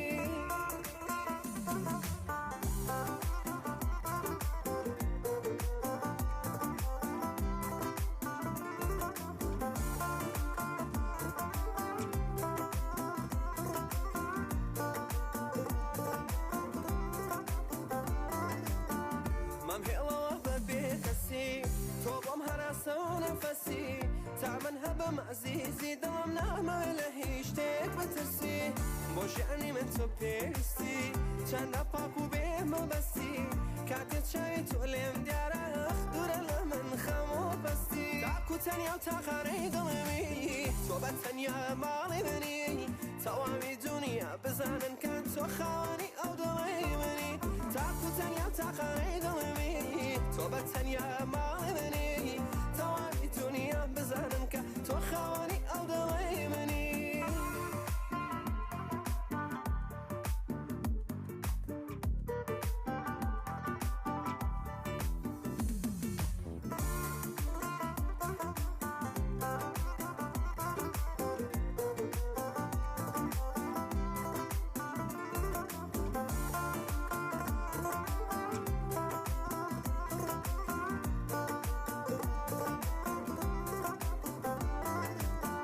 تەنیا و تاقارەی دڵێمی تۆ بە تەنیا ماڵی منی تەواوی دنیا بزانن کە تۆ خاوەنی ئەو دڵی منی تاکو تەنیا و تاقارەی دڵێمی تۆ بە تەنیا ماڵی منی تەواوی دنیا بزانن کە تۆ خاوەنی ئەو دڵی منی. چاوان هاوڕێکی تری بەرنامەکەمان بە ناوی کاک کەماڵ لە پامێکدا وێڕای پیرۆزباییکردنی جەژنی نەورۆز و هاتنی بەهار نووسیوێتی ئەوەی کە ئێستا بۆ ئێمە گرینگە پامی ئەو جێژنەیە بە بڕوای من فەلسەفەی پامی جێژنگرتنی نەورۆز و وەرزی بەهار ئەوەیە کە هەمیشە بەسەر هاوراز و نوشێوەکاندا زاڵ بین و خەبات و تێکۆشان لەو بوارە جیاوازەکانی کۆمەلگا بەرەو پێش بین بۆ ئەوەی کە ئازادی و سربەستی و ژیانێکی نێ بۆ هەمووان دەستەبەر بکەین. بێگومان تاک و وەرزی زستان تێنەپەڕێنین بەهار و وەرزی جوانی و ڕازاوایی سروشت ڕوومەتی گوڵان ناپشکوێت و دارستان وەچرۆ ناکات بە هەمان چەشن تاک و قۆناغە دژوارەکان و دۆخی ئاڵوز و مەترسیدار تێپەڕ نەبێت ڕزگاری یەکجارەکی و سربەستی و دادپەروەری کۆمەڵایەتی بەدەست نایەت و بۆ خەڵک دەستەبەر ناکرێت. بۆیە پەیامی خەڵک لە ڕەوتی مێژوودا لە پەیوەندی بە جژنگرتنی وەرزی بەهار بە واتای چالاکبوون و خەباتی بەردەوام بۆ بەدەستهێنانی ماف و وێست و داخوازی بووە. هەر ئەوەشە کە دژمنانی گەلەکەمانی هەراسان کردووە و هەر کە بەهار وەرزی خۆشی و شادی و نوێبوونەوەی سروش دەگات ئیتر بەڕێگای جیاواز هێرش دەکەنە سەر گەلەکەمان و لاوان و چالاکانی سیاسی و مەدەنی ڕاپێکی بەندینخانەکان دەکەن. لە دەستپێکی وەرزی بەهار لە ساڵی ڕابردوودا دەیان چالاکوانی سیاسی و مەدەنی کورد لە ڕۆژهەڵاتی کوردستان دەست بەسەرکران کە تاک و هەنووکە چارەنووسی بەشێکیان ناڕوونە و بەشێکیان بە تۆمەتی هەڵبەسترا و دادگایکران کە ئاکامەکەی با بڕینەوەی چەندین ساڵ بەندکران کۆتایی پێهات.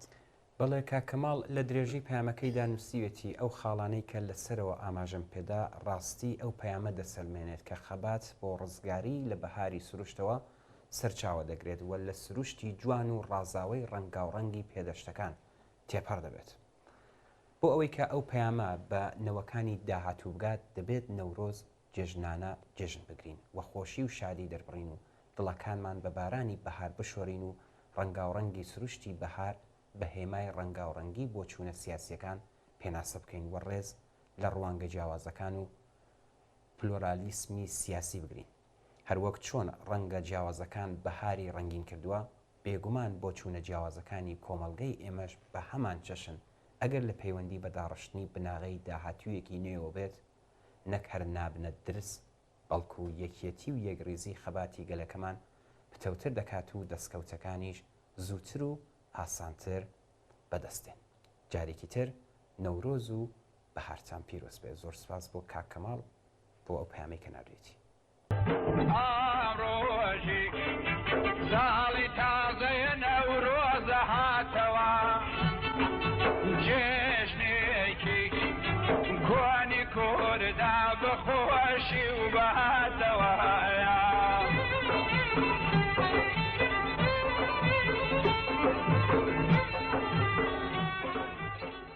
لەگەڵ هاتنی بەهار زەوی هەناسە دەدات و ئاسمان دەدرۆشێتەوە. دڵەکان لەگەڵ بای بەهار دازدین دوو دەبنەوە. نۆڕۆز هەمیشە سەردەمی گۆڕانی بارودۆخەکان بووە. گۆڕان کاریەک لە ژیان ئەمەش ناتوانێت بەدەست بهێنرێت مەگەر بە جوڵەی خۆمان بەرەو ئاسۆی ڕزگاری. باوەڕمان بەوە هەبێت کە هەنگاوەکانمان هەرچەند بچووکیش بن بەڵام هێزمان زیاد دەکات و ڕێگامان بۆ ئاسانتر دەکاتەوە. ئەمە ئەزمموی زۆر بە نرخی خەبات و تێکۆشانمانە لە ماوەی ئەم 45 ساڵەدا. ئێستا کوردستان بووە ڕێنیشاندەر و سەرقافڵەی خەبات لە پێناو ئازادی و بەرابەری. بەم تێڕوانی نەدەتوانین خۆمان ئامادە بکەین بۆ هەنگاوی گەورەتر. بۆیە بە هاتنی بەهار و نۆرۆز پیرۆزبایی ئەم ئێرادەیە لە هەموو ئێوەی ئازیزان دەکەین. بوژانەوەی سروشت یانی هەنگاونان بۆ بوژانەوەی ژیان. جا هاتووکی گەشت وەک ڕەنگی سووری لالەکانی بەهاری لە شەبەق شەوقەداتەوە.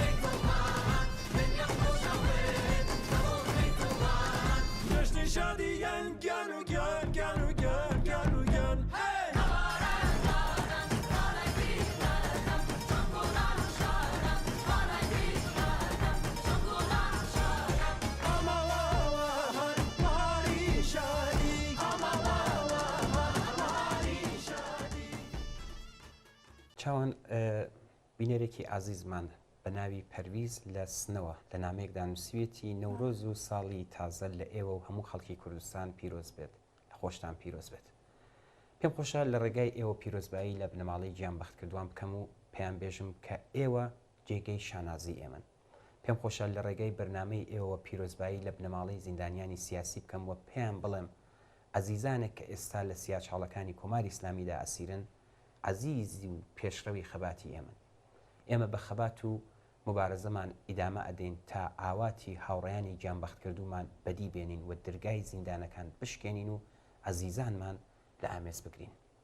ئەمیر هاوڕێ پەرویز هەروەها نووسویەتی نۆرۆز هاوکاتە لەگەڵ بوژانەوەی سروشت. خەڵکی ستەمدیچوو لە ئێران و کوردستان کە جەمێکە شوونەچە نەبەر لەگەڵ پارێزەرانی بێمافی دەتوانێت هاان دەربێ بۆ درێژەدان بەم نەبەردە. دەتوانێت هاان دەربێ بۆ بەهێز بوومان بۆ بوژانەوەی ژیان کە بێمافی یاسەواری نەمێنێ ئیتر کەس بۆ ژیان نەکوژرێ و لە زیندان نەکرێ. لەم ڕاستمەکانی نۆرۆزی ئەم ساڵدا یاد و بیرەوەری سەرجەم ئازیزانی گیانبەخت کردومان لە ماوەی زیاتر لە 44 ساڵ حکوومەتی جنایەتکاری ئیسلامیدا ڕێز دەدەگرین. سەردانی بنەماڵەی ئەم ئازیزانە دەکەین و بنەماڵەی زیندانیانی سیاسی دەکەین و بە هەموو شێوەیەکی ممکن پشتیوانیان لێ دەکەین.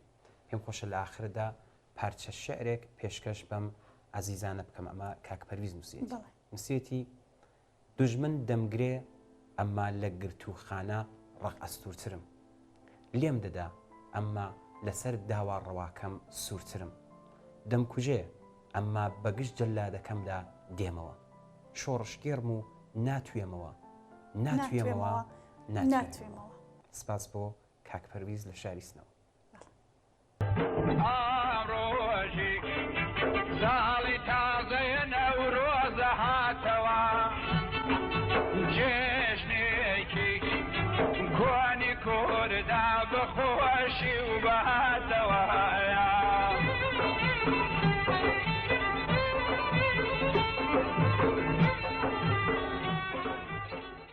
ئەمیر باجارێکی تر بچینەوە سۆراغی شاعران و بزانین چۆن وەسفی نەورۆز و بەهار دەکەن. ئەڵبەت ئەوە بێژم لە زۆربەی هەرە زۆری ئەدەب و فەلسەفە و جیاجاکانی جەهان وەرزی بەهار زیاتر وەکو وەرزێکی سروشتی باسی لێکراوە و نووسەران و شاعرانی گەلی جیهان سەرنجی وەرزی بەهاریان داوە. ئەوەش دەگەڕێتەوە بۆ ئەو کاریگەریە کە بەهار لەسەر مرۆڤەکان دایدەنێت و هەست و دەرونی ئەوان بە شێوەی جۆرا و جۆر دەبزوێنێت. منیش بڵم چاوان ڕاستە هەر وەرزێک لە ڕوانگەی جوانی ناسیەوە هەڵگری جوانی و شەنگی تایبەت بەخۆی هەیە. شاعران بەنسبەت جوانیەکانی ئەم وەرزانە چاویان نەنوقاندووە و هۆنراوەی جوان و بە پێزیاندانەوە، بەڵام دیسانەکە گۆشەنیگاکان هەر بە وەرزی بەهارە. ئەمە دەرخەری ئەوەیە کە ڕنگدانەوەی هەموو وەرزەکان بە جۆرێک گرێدراوە بە بەهار، بە شێوە و ڕوانگەی جۆر بە جۆر بەهار بۆتە هەوێنی شێعر و قسەی نەستەق و مەتەڵەکان، وەکو ئەمەی خوارەوە کە دەڵێت 4 فەسڵە خۆشە نەوەک بەهاران، بولبول لە چیمەن کەو لە نەسارن. بە چاوخشاندنێک بەسەر ئەدەبی گەلان هەبۆمان دەرزەکەوێت کە بەهار هەڵگری خاڵی هاوبەشە لە سەرجەم وێژە و هوەرەکان تەنیا جیاوازی لە مژار و فەلسەفەکاندا هەیە. بە زمانێکی سادەتر هونەر و ئەدەبیاتی هۆنەر و ئەدەبیاتی هەرگەلێک ئاوێتەی باڵانوێنی ئەو گەلەیە. کوردستان بە هەموو هەڵکەوتنی لە ناوچێکی شاخاوی جیاوازی وەرزەکان بە باشی تیادا بەدی دەکرێت. هەر ئەم تایبەتمەندیە جۆغرافیای بەسەر ئەدەبیاتدا بەگشتی کاردانەوەی هەیە. هۆنراوی بەشێک لە شاعرانی کورد بۆ نۆرۆز. بەڵێ وەفایی دەڵێ نەسیمی بای نەورۆزی شەمیمی ئەبهەری هێنا، موریدی عاشقان دیسان پەیامی دولبەری هێنا، نەوید ئەی عاشقانی دڵفگار یار هاتە سەرخەندە، سەڵا ئەی بولبولان دیسان درەختی گوڵ بەری هێنا. مامۆستا حەقیقی ئەڵێت مزگێنی بێهات ساڵی نوێ، خۆشی دوای خۆشی گوێ بەگوێ، بەڵێن بەخت چی دینە نوێ، ئەستێرەش مەشسەری ناسوێ، وەبیرە دێ چمان دیدوێ، زوو ڕاپەڕەن مەبن شلوێ، ئەوە هات پەیکی ئازادی بەڕووخۆشی و کەیف و شادی، کۆشێ گوڵی گەشی پێیە، معلوم بەشی مەشی پێیە. بەڵێ هەژار مکریانی دەڵێ بەهۆی جەژنی نەورۆزەوە بە نەهێنی لە ماڵە دۆستێک بانکرابووم ئەمانم نووسیوە. تا دوێنێ دنیا پڕ لە سەرما و سۆڵ بەفرگرتبووی دەشت و چیا و دۆڵ، ڕەنگی گوڵ دەنگی بولبول دڵخۆشی پەیدادرا بوو پەردەی خامۆشی، ژینی هەزاران نەمامی ئازاد بە زۆری سەختی شەختەچوو بەرباد، حکمی پۆلیسی چلەی ناهەموار قەل و کوندەبووی هێنایە سەرکار، دەقڕین بۆ قڕبوون بۆ ماڵوێرانی، بۆ درێژبوونی ژیانی زستانی، کێ ناوی کۆتر و سوورە گوڵی دەبرد، بە چنگ و دەندووک چاویان دەرئەکرد، بەڵام منشورە بەفر ئەچێتەوە، ڕووی ڕەش بۆ خەڵووس ئەمێنێتەوە، وای بای وادەهات سەرما تەواو بوو، گوڵزار هەرتاو بوو قەل بێکڵاو بوو، شۆڕشە ئەمڕۆ هەور ئەگرمێنێ، باران دەڕژێنێ بەفر دەمرێنێ، کند وێرانە ماڵ قەل قڕەی بڕا، سەرما داواکەر دەهۆڵی دڕا، نیشانگەی سەرما و شەختەی دنیاگەر نەماوە غەیرەز دوو کێلی خەمر. ئەمیر مۆلەوی ئازادی و بەهار لە پەنای یەک داناوەکە ئەڵێت ئاماوە وەهار وەهاری شادی، بۆی ئەتری نەسیم خۆنچەی ئازادی، ئەوەی کە لە جاوێنی شاخوداخی هۆرامانی ژیابێت ڕەنگە باشتر بزانێت وەکو خۆم. ئەمیر دوای گەماروی ئەستەمی زستان بە دەرکەوتنی وردی لە بزەی گەزیزە چەندە دڵ و دیدەی بینەر دەهەژێنێت و هەستی ئازادی لە ناخیدا دەوڕۆژێنێت. جێ ئەماژەیە لە شاعرانی بەهاروێش ئەوانەیە کە ژیانی گوندولادەیان ئەمزمون کردووە جوانتر و باشتر توانایی وەسفی بەهاریان هەیە، هەر بۆیە هەژار لە سرودێکی بەهاریدا دەڵێ گەرتەوە پێشکەشمان بەڵێ دەڵێت مزگێنیدا بە سروەی بای بەهاری، وا هاتەوە نەورۆزی کوردەواری، بە تیشکە تێکشکا سپای کڕێوە، هەواری ڕۆژ گەیشتە خاکە لێوە، فەرماندرا بە سەوزە سەر هەڵێنێ، چیدی لە بەندی خاکی ڕەش نەمێنێ، با دەرکەون گوڵ و کەسەر بنێژن، با ڕۆژی ڕزگاری بکەن بەجێژن. زۆر شاعر ویستویانە لە بەهار و جوانەکانی ڕەمزێکی دیکە بخۆڵقێنن کە هەم وێژە و هەست و شاری خۆیان پێ بڕازێنەوە، هەمیش هەڵ بدەن کە داوی دیلی و بەندی کڕێوەی لە دەستی داگیرکەران و لە زستانی نەهامەتی بپسێنن. بۆیە لە مێژە بەهار بووەتە ڕەمز و ڕیشەی ئازادی و بە هاتنی هەستێکی خۆش و پڕهیوا بە کۆمەلگا دەبەخشێت. بە چەشنی معروف ئاغایی کە دەڵێ ڕۆژێک دێ دنیا دەگۆڕدرێ، چارە نووس هەروە تاڵ نابێ، ئاگر لە سەرمان دەیبەستێ ئاگر بەندان، سەهۆڵ لە گەرمان دەتوێتەوە سەهۆڵ سووتان، چارە نووس هەروە تاڵ نابێ.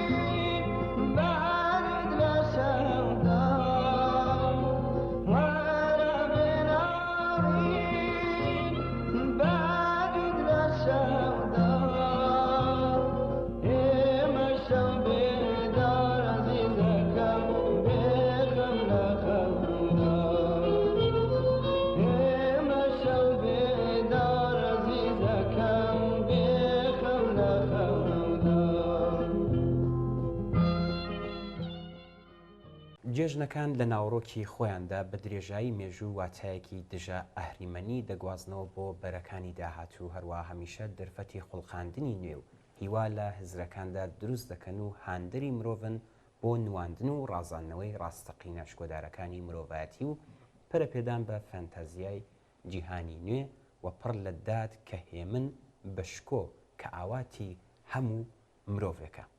نەورۆز و ڕێوڕسمی پەیوەندیدار بەو جێژنە جێگایەکی تایبەتی هەیە.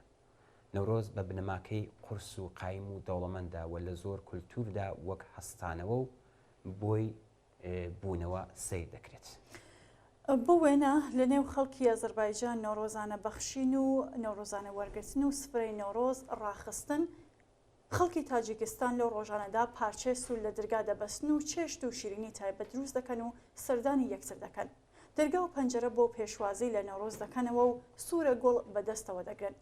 لە ئەفغانستان و قرقیزستان و قەزاقستانیش ڕێز لە نەورۆز دەگیرێ و وەک جێژن ڕۆڕسمی تایبەتی خۆی هەیە.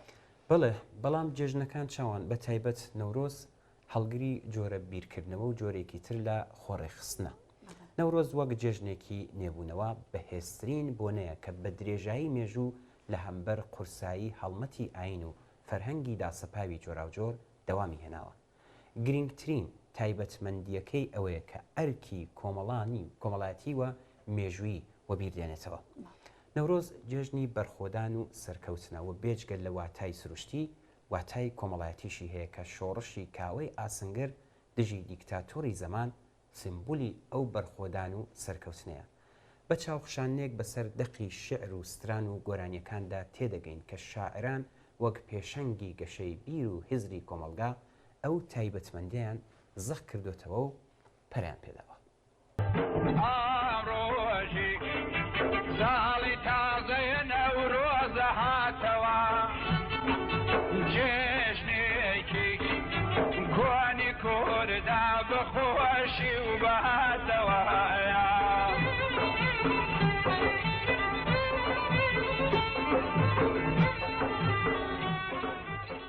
دەرفەتی نۆڕۆز حاشا لە هەموو ئەو سیاسەتە چەوسانە دەکا کە بە درێژایی مێژوو بووە کۆتی ملی مرۆڤەکان. حاشا لە پەرسەندنی ترس و دۆڕاندنی ڕاستەقینە دەکا. حاشا لە مەرگی مافی مرۆڤ دەکا و هیوا دەبەخشێ کە مرۆڤ هێزێکی تێدا بەدی دەکرێتکە دەسەڵاتی تاریک وێران دەکات و ئەهریمەنەکان دەشکێنێ. دەرفەتی نۆڕۆز دەرفەتی مرۆڤە بۆ بۆنێکی کامەڵ و بێخەوش، بۆنێکی فرەڕەهەندی چوەک تاک و چوەکۆ، دەرفەتێکە کە وەبیرت دێنێتەوە شۆڕشی بەهارانە تەنیا دەتوانێت شۆڕشێکی سەرکەوتوو بێت. نۆڕۆز دەرفەتی شکۆی مرۆڤ بۆ داد و یەکگرتن و سەرکەوتن کەوا بوو نۆڕۆستان پیرۆز.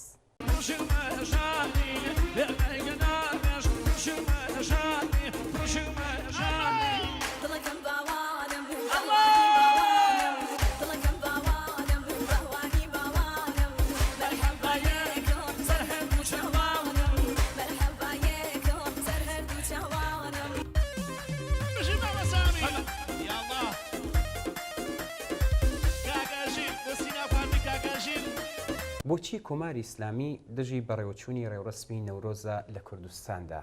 بە ئەم پرسیارە جواب دەینەوە.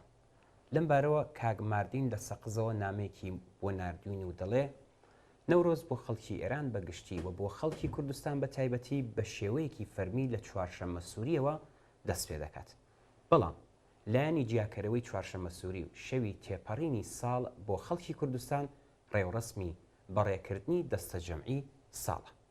ئەو وێنە و گرتە ڤیددیوانەی کە لە ڕێوڕسمی نەورۆز یان هەمان شەوی بەڕێکردنی ساڵ لە ناوچە جۆراوجۆرەکانی کوردستاندا بڵاو بوونەتەوە نیشانی دەدەن کە خەڵکی کوردستان سەرڕای تەمەن و ڕەگەز و دۆخی کۆمەڵایەتی بە لەبەرکردنی جلوبەرگی کوردی هەڵکردنی ئاگر و بردننی بۆ سەر شاخەکان و هەڵایسانی ئاگرێکی گەورە لە بەرزاییەکان و شایی و هەڵپەڕکێ هاتنی بەهار جەژن دەگرن. ئەم جەژنە دەستە جەمعیە ناوەڕۆکی ترس و نیگەرانی کۆماری ئیسلامیە. لە ڕاستیدا حکوومەت بەبێ هیچ شێوەیەک لەمەی کە خەڵک لە دۆری یەک کۆدەبنەوە خۆشحاڵ نییە. ساڵان بە ئاشکرا دژایەتی لەگەڵ دەکرد، بەڵام چەند ساڵێکە کە زانی دەرەخەتی بە ڕێوەچوونی ئەم جەژنە ناگرێ، ئێستا بەوە ڕازی بووە کە ڕێڕسمی نەورۆز بە شێوەیە کە بۆ خۆی پێ باشە، واتە کۆبوونەوە لە دۆری سفرەی حوتسین لە ماڵان بەڕێوە بچێت، نەکردبوونەوەی کە ئەگەری ئەوەی هەیە ببێتە هەوێنی ناڕزایەتێکی نوێ. بەڵام لانی کەم لە 20 ساڵی ڕابردوودا ڕۆڕسمی نەورۆز وەک بەشێک لە سیستمی بەهای کۆمەڵگای کوردستان هەمیشە دەستە جەمعی بەڕێوە چووە و نیشانەیەک بووە کە پێکەوە بوون و پێداگری دەستە جەمعیەکە لەسەر دادخوازیەکان. نۆڕۆز وەک خاڵی هاوبەش بەهۆی بەشداری دەستە جەمعی ژنان و پیاوانەوە سەرەڕای جیاوازیە فکریەکان بووەتە هۆی کاردانەوە و هەستیاری ڕۆژ لە دوای ڕۆژی کۆماری ئیسلامی. بۆیە تا بۆی بکرێ مانەعی بەڕێوەچوونی مەراسمەکانی جەژنی نۆڕۆز دەبێت. بڵێ لە بارودۆخێکدا کە کۆماری ئیسلامی بەڕشتنی خوێنی ئازیزانمان دەیەوێت کەشێکی پڕ لە غەم و پەژارە بەسەر کۆمەڵدا بسەپێنێ، لە بارودۆخێکدا کە ئەم ڕژیمە لەگەڵ هەر شتێک کە بۆنێکی لە شادی و شور و نیشاتی دەبێت دژمنایەتی دەکات، ئەم جۆرە دەرفەتانە بۆ شکاندنی فەزایە کە کۆماری ئیسلامی هەوڵ ئەدات لەم کۆمەلگایەدا نیهادینەی بکات گەلێک گرنگ و حیاتیە. جا چاوان هاورە سەحەر لە بۆکانەوە لەمبارە و نامەیەکیدا نووسی و نووسەتی، بەڵام ئەگەر ئەم تەفریحاتە حیاتیە و چێژ وەرگرتن لە سروشتی جوان بەجێهێشتنی زبڵ و پاشەڕۆیەکی زۆر لە قوپۆی شکا و سوتاوی دارەکان بەڕاوکردنی ئەو باڵندانی کە لەگەڵ ئێمەدا لە بەهرەمەندبوون لە ئیمکاناتی سروشت هاوبەشن و هیتر کۆتایی بێت، کەوایە لە ڕاستیدا لەبەر سەیرانێکی کورتماوەی خۆمان بەکردەوە دەستمان داوەتە وێرانکردنی سروشت. ئەمیر هەروەها سەحەر نووسیویەتی لە ساڵانێک لەوە پێشەوە کوردستان بەردەوام شوێنی خەڵکێک بووە کە دانیشتوانەکەی بە دەستدانەداهێنان و خەباتێکی جەماوەری و پێشڕۆ لە هەوڵدا بوون کە ژیان بۆ خۆیان داد پەروارانتر و ژینگەژ ئینسانی تر بکەن. حرەکەت و ابتکاراتی جەماوەری و پێشکەوتوانەی ئەم چەند ساڵی دوایی نیشانەی ئاڵوگۆڕی دەرونی و کوڵ بووە لەم کۆمەڵگایەدا کە جێگای ڕێز و پێزانینە.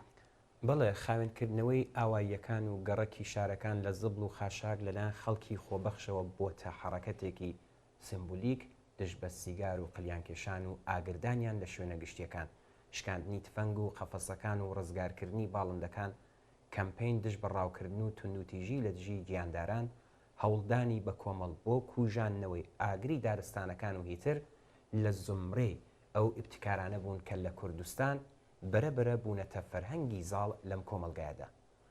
لە کاتی ڕوودانی کارەساتە سروشتیەکاندا ئەم جۆرە ئیبتیکاراتە بە خێرایی دەکەونەکار و ڕۆحیەی هاوپشتی لە نێو خەڵک لە کۆمەڵدا بەهێز دەکەن. هاوخەمی مامۆستایان و قوتابیان لەگەڵ شاگردە نەخۆشەکان لە مەریوان و دیواندەرا کەمپینی پشتیوانی لە منداڵانی شیناوە لە قوتابخانە نائەمنەکاندا لە ئاگردا سووتان تەنیا چەند نمونەیەکن لەم حرەکەت و ئیبتیکاراتە پێشکەوتوانەیە. دیفاع لەم ئیبتیکاراتە کردنیان بە ڕەوتێکی جددی و بەهێزی کۆمەڵایەتی ئەرکێکی ئینسانی و شۆڕشگێرانەیە. ئێمە لە کوردستان تێکۆشەرانێکی وەک شەریف باجوەر و هاوڕێگیان بەخسکردووەکانیمان هەبووە کە بە شێوەگەلی نوێ خەبات بۆ دیفاع لە مافەکانی مرۆڤ داکۆکی لە زیندانیانی سیاسی و بوومە لەرزە لێدراوان لە ئەوین و خۆشەویستی بێسنوویان بۆ پاراستنی ژینگە کە لە کۆتاییشدا گیانی خۆیان پیدا کرد تا دارەکان و گیانداران بە زیندوی بمێنێتەوە. بەڵێ چاوان سەحەر لە هەروان نووسەتی لە درێژەدا نووسەتی بەڵام بەداخەوە ئەمە هەموو داستانەکە نییە. حکوومەتی داگیرکەری کۆماری ئیسلامی و بەشی ناوشیار و نابەرپرسی خەڵک دەست ئەدەنە وێرانکردنی ژینگە. حکوومەتی ئیسلامی بە ئاگردانی دارستانەکان دانانی مین لە ناوچە سنووریەکان سەرمایە گوزاری نەکردن لە ژێربینایی پاڵاوتنی ئاوی ئاوەڕۆکان سیاسەتی کۆنەپەرستانە بۆ پاراستنی سەرچاوی سروشتی لێدانی بیر و کەڵک وەرگرتنی نابەرپرسانە و کارناسی نەکراو لە سەرچاوی سروشتیدا جادەسازی نظامی و بە هەژار هێشتنەوەی خەڵک گورزی قورسی لە ژینگەداوە لە کوردستان. سەحەر لە کۆتایی نامەکەیدا نووسیوێتی بەشی نابەرپرس بەڕاوکردنی بێبەرنامە ئاگردانی دارەکان پیسکردنی ژینگە بەتایبەت لە کاتی پشوویەکانی نەورۆزدا ڕشتنی زبڵ و پاشەڕۆ بوونەتە هۆکاری سەدەمە لێدانی زۆر لە ئاژەڵەکان باڵندەکان و نائەمنکردنی سێرەنگاکان لە ڕۆژی سێزە بەدەر و لە سەیرانە بەهاریەکاندا دیفاع لە ژینگە لە هەموو کاتێکی تر پێویست و زەرورەتی ترا ژینگەکی سالم مەرجێکی حیاتیە بۆ بوونی کۆمەڵ و خەڵکێکی سالم. ئێمە دفاع لە سەرجەم ڕێکخرا و ناوەندە مەدەنیەکانی لایەنگری پاراستنی ژینگە دەکەین و هاودەنگ لەگەڵ ئەوان خەڵکی کوردستان بۆ دفاع لە ژینگە و خاوێن ڕاگررتنی سەرنگەکان بانگەواز دەکەین. ئێمە لە بەرامبەر منداڵان ولاوانی کۆمەڵ و لە بەرامبەرنەوەی داهاتوودا بەرپرسین تا ژینگەکی سالم و خاوێن بدەینە دەست. بۆ هیوایە کە هەمووان خۆمان بە پاراستنی ژینگە بە ئەرکدار بزانین. نۆڕۆز و بەهارتان شاد بێ. سپاس بۆ هاوڕێ سەحەر بۆ ناردنی ئەم نامەیە.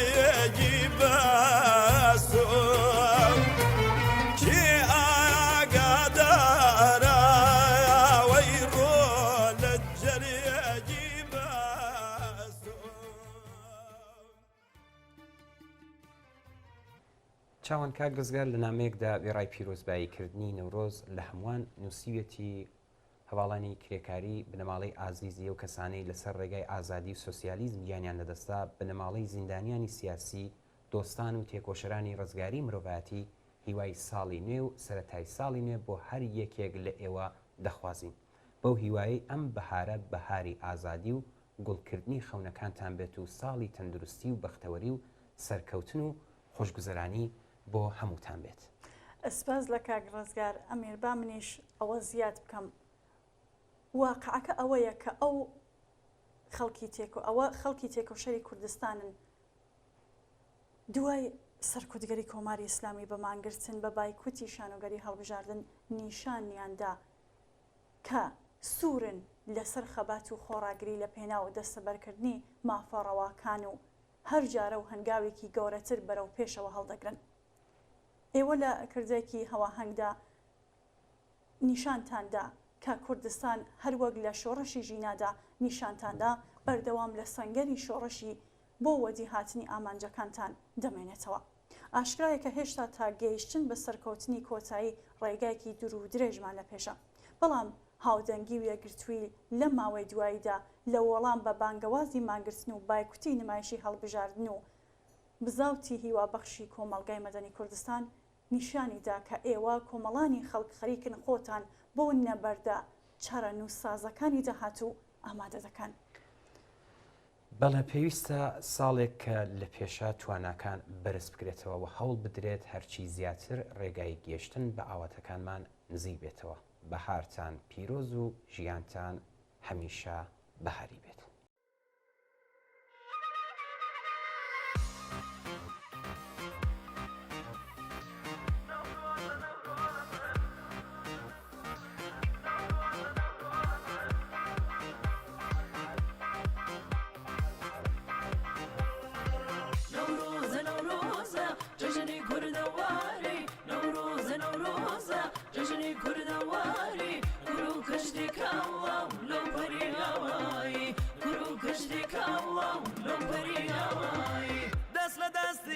خير ضليك تزاكر دس لدستي يا خير ضليك تزاكر دو قربك وابن كجي كجلا ما بين بيكين بالبركة هلا بركة يا ساسكي بيكين بالبركة هلا بركة يا ساسكي نوروزة نوروزة جزني كردواري نوروزة نوروزة جزني كردواري كروك اشتكى الله لو بري هواي جنوب برقي راي اقلوب ازموشاي جنوب برقي راي اقلوب ازموشاي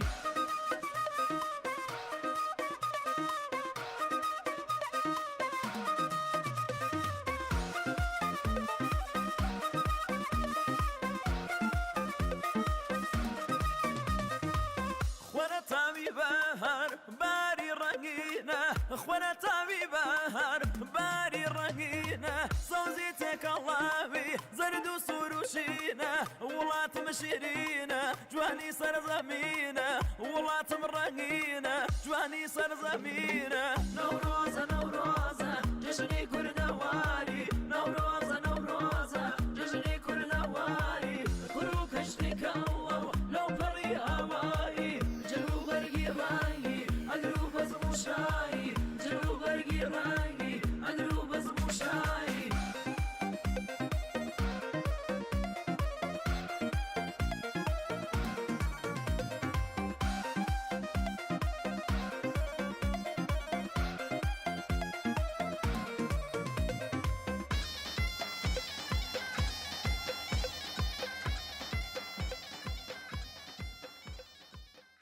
بەهار هاتەوە و نەورۆزیش هاتەوە. ئەم بەهارە و نەورۆزیش هەر بۆنی ژینای پێوەیە. هێشتاش هەوای ئەم بەهارش پڕ لە بۆنی خۆشی هاوار بۆ ئازادی دەنگی پێی ئەم بەهارش وەک پارەی خۆی تێکەڵ بە هاواری ژن و پیاوی ئازا کە گۆرانی ژن ژیان ئازادی دەڵێنەوە. بەهار بەڵێنی ڕۆژێکی نێو ڕزگاربوونی خەڵکێکی ستەم لێکراو لە کۆتوبەندەکانی پارێزەرانی بێمافی دەدات. سەرهەڵدانی لالە و نەرگز کە لەسەر سەوزایی دەشت و چیاکان پێمان ئەڵێ هاتنی بەهار و نەورۆز خەم و ئازارە بێسنوورەکانی دوژمنانی بەهار دەرمێنێ و پێمان ئەڵێ ڕۆژ لە ئاسۆی سوور شەو ئەداتەوە. ئەڵێ ئەم ساڵیش نەورۆز هاتەوە کەوی دڵداری ئازادی و جوانی دەرونی کەیلی سۆزی گۆرانی بەرەی حەسرەتی دڵ ئەکاتەوە بانگی پڕاوپڕ دەنگ ئەداتەوە لەسەر قەندیل و شاهۆ و نەکەڕۆز ئەڵێ خەڵکی کورد نەورۆزتان پیرۆز. ئاڕۆژی ساڵی تازەیە نەورۆزە هاتەوە جێژنێکی کۆنی کوردا بەخۆشی و بەهاتەوە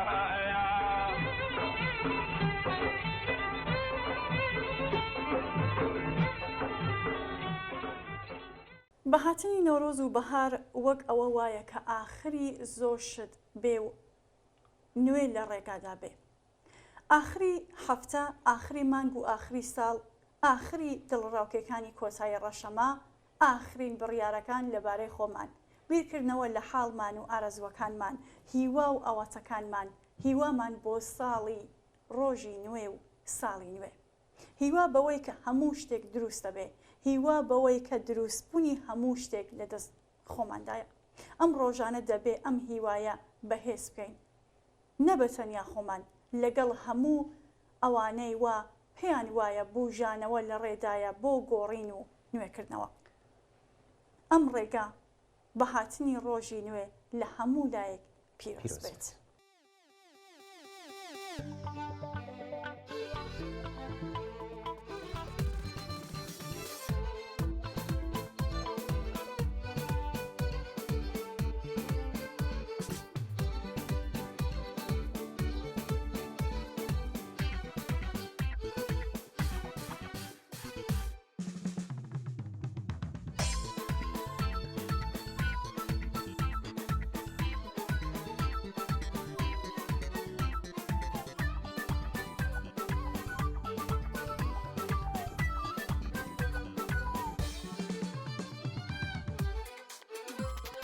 شەدەلاری شۆخ و شان باڵا بەرزەی گەنم ڕەم بەناز و بە شەرمەوە دێ و دەڕۆی چەلەم چەلەم ئەری هەر وەک باخچای بەهاری پڕ لە گوڵی ڕەموارڕم شار بە شاری لە کوێستان خولیامە و هەر وەکو هەم نەمدی کەس وەک تۆ جوان بێ چاوباز و ئەبرۆ قەشەم نەمدی کەس وەک تۆ جوان بێ چاوباز و ئەبرۆ قەشەم ئای دەشنێ باڵای نەمایەمی ڕەشێکی ئیلایەمی دەشنێ باڵی نەمایەمی چاو ڕەشێکی ئیلایەمی گوڵەوەینی نیاگا سەری کراس کوردی لابەری سەروێنی نیاگا سەری کراس کوردی لابەری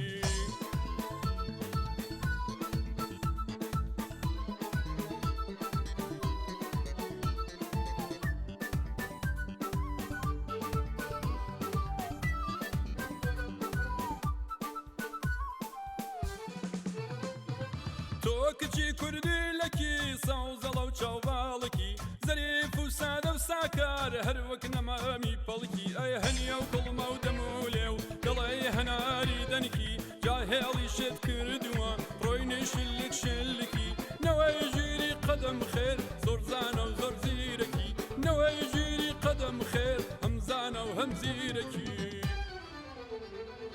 ئای دەشنێ باڵی نەمایەمی چاو ڕەشێکی ئیلایەمی دەشنێ باڵی نەمایەمی چاو ڕەشێکی ئیلایەمی گوڵەوەینی نیاگا سەری کراس کوردی لابەری سەروێنی نیاگا سەری کراس کوردی لابەری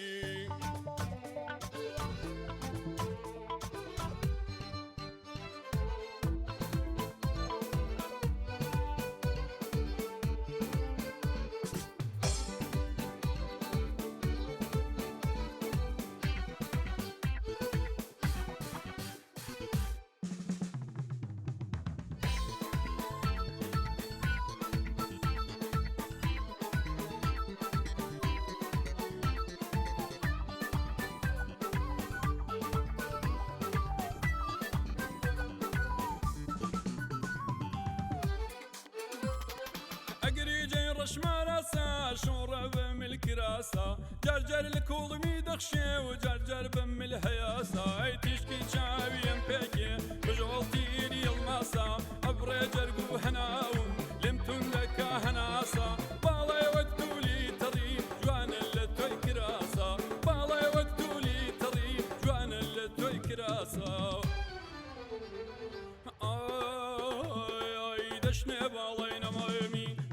ڕەشێکی ئیلامی دەشنێ باڵی نەمایەمی چاو ڕەشێکی ئیلامی گوڵەوەینی نیاگا سەری گراس کوردی لابەری سەروێنی نیاگا سەری گراس کوردی لابەری.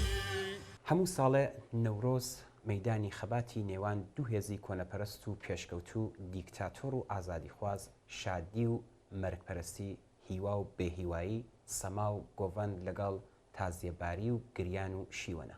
کۆماری ئیسلامی ئێران، لەشکری بەرینی ئاخوند و ناوەندە ئاینیەکان لە ئێران، تاڵبان لە ئەفغانستان، ڕەوتە تێرۆریستە ئیسلامیەکانی ناوچەکە، ئەردۆغان و شێوەنیزمی تورک، هەر هەمویان بەرەنگاری شادی نەورۆزی و ڕێوڕسمە ڕەنگا و ڕەنگەکانی خەڵک دەبنەوە.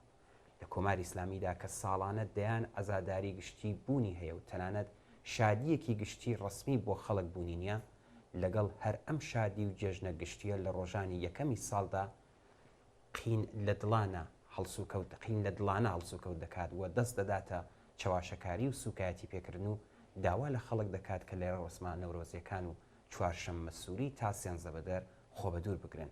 هەمووی ئەمانە دژمنانی ئازادی بە دەڕەندەییەوە هێزەکانیان لە گیانی مشتاقان و هۆگرانی ڕێوڕسمە نەورۆزیەکان بەردەبن و دژمنایەتی خۆیان لەگەڵ شادی، مۆسیقا و بەشداری بەرینی خەڵک نیشان دەدەن.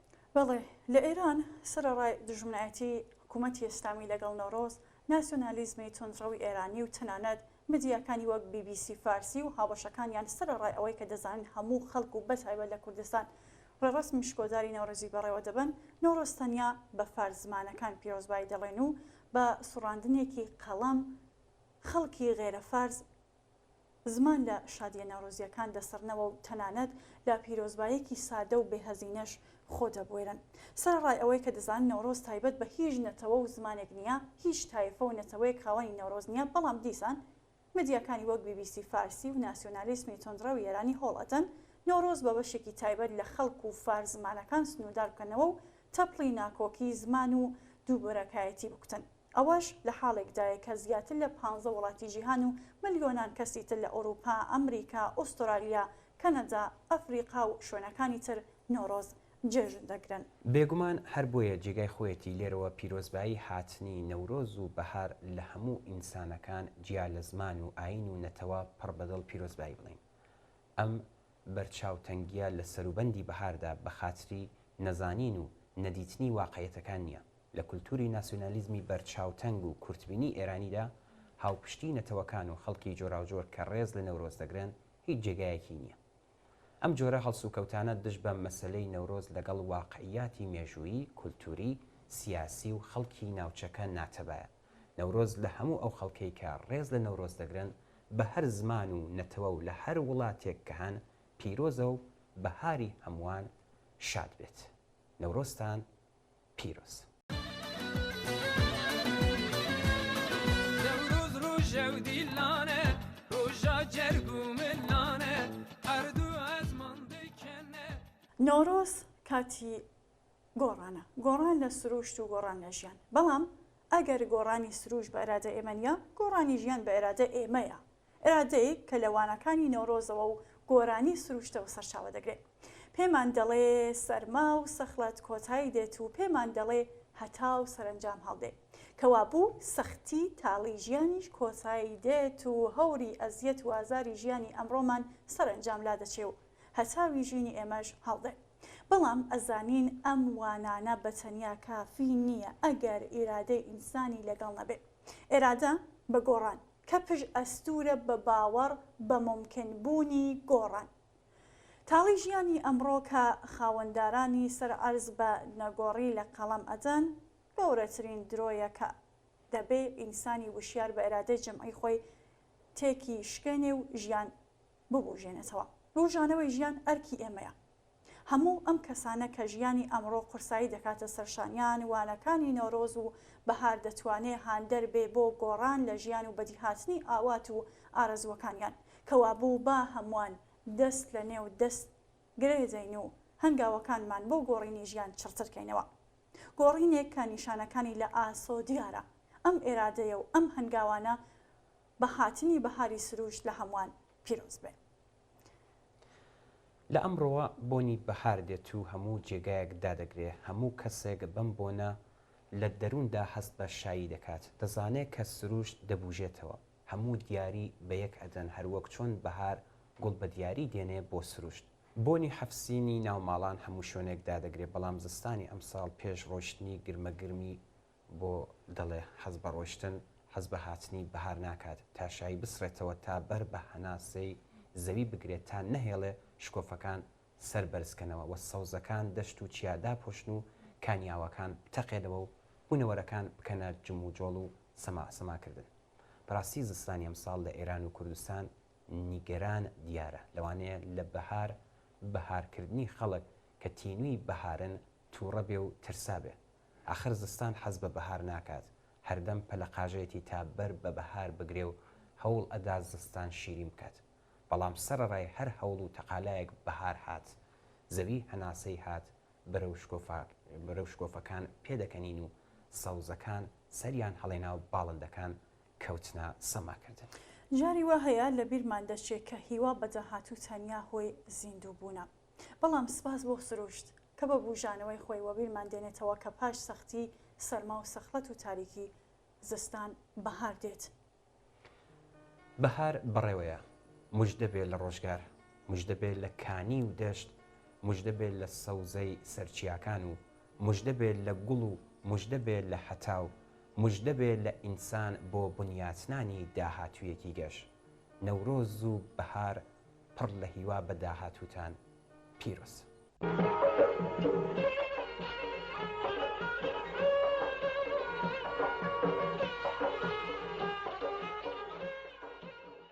بەڵێ بینەرانی ئازیز و خۆشەویستی تلویزیۆنی کۆمەڵە و تایبەتەن بینەرانی بەرنامەی ئێمە و بینەران بەم جۆرە گەیشتینە کۆتایی ئەم بەرنامە تایبەتەی کە تەرخان کرابوو بە بۆنەی نەورۆز و سەری ساڵی تازە بەم هیوایە ساڵی تازە ساڵی سەرکەوتنی گەورە و دەستکەوتی گەورە بۆ کۆمەڵانی خەڵکی کوردستان و ئێران بێت جارێکی تر ساڵی تازەتان پیرۆز بێت بەڵێ منیش بە نەوبەی خۆم پڕ بە دڵ پیرۆزبایی ساڵی تازەتان لێگەتەکەم بەهارتان پیرۆز و ڕۆژ و ساڵی تازەتان پیرۆز هیوادارم ساڵی تازە ساڵی شادی و لەش ساغی و سەرکەوتن بێت بۆتان نەورۆزتان پیرۆز بێت ماڵەوە ئاڕۆژێک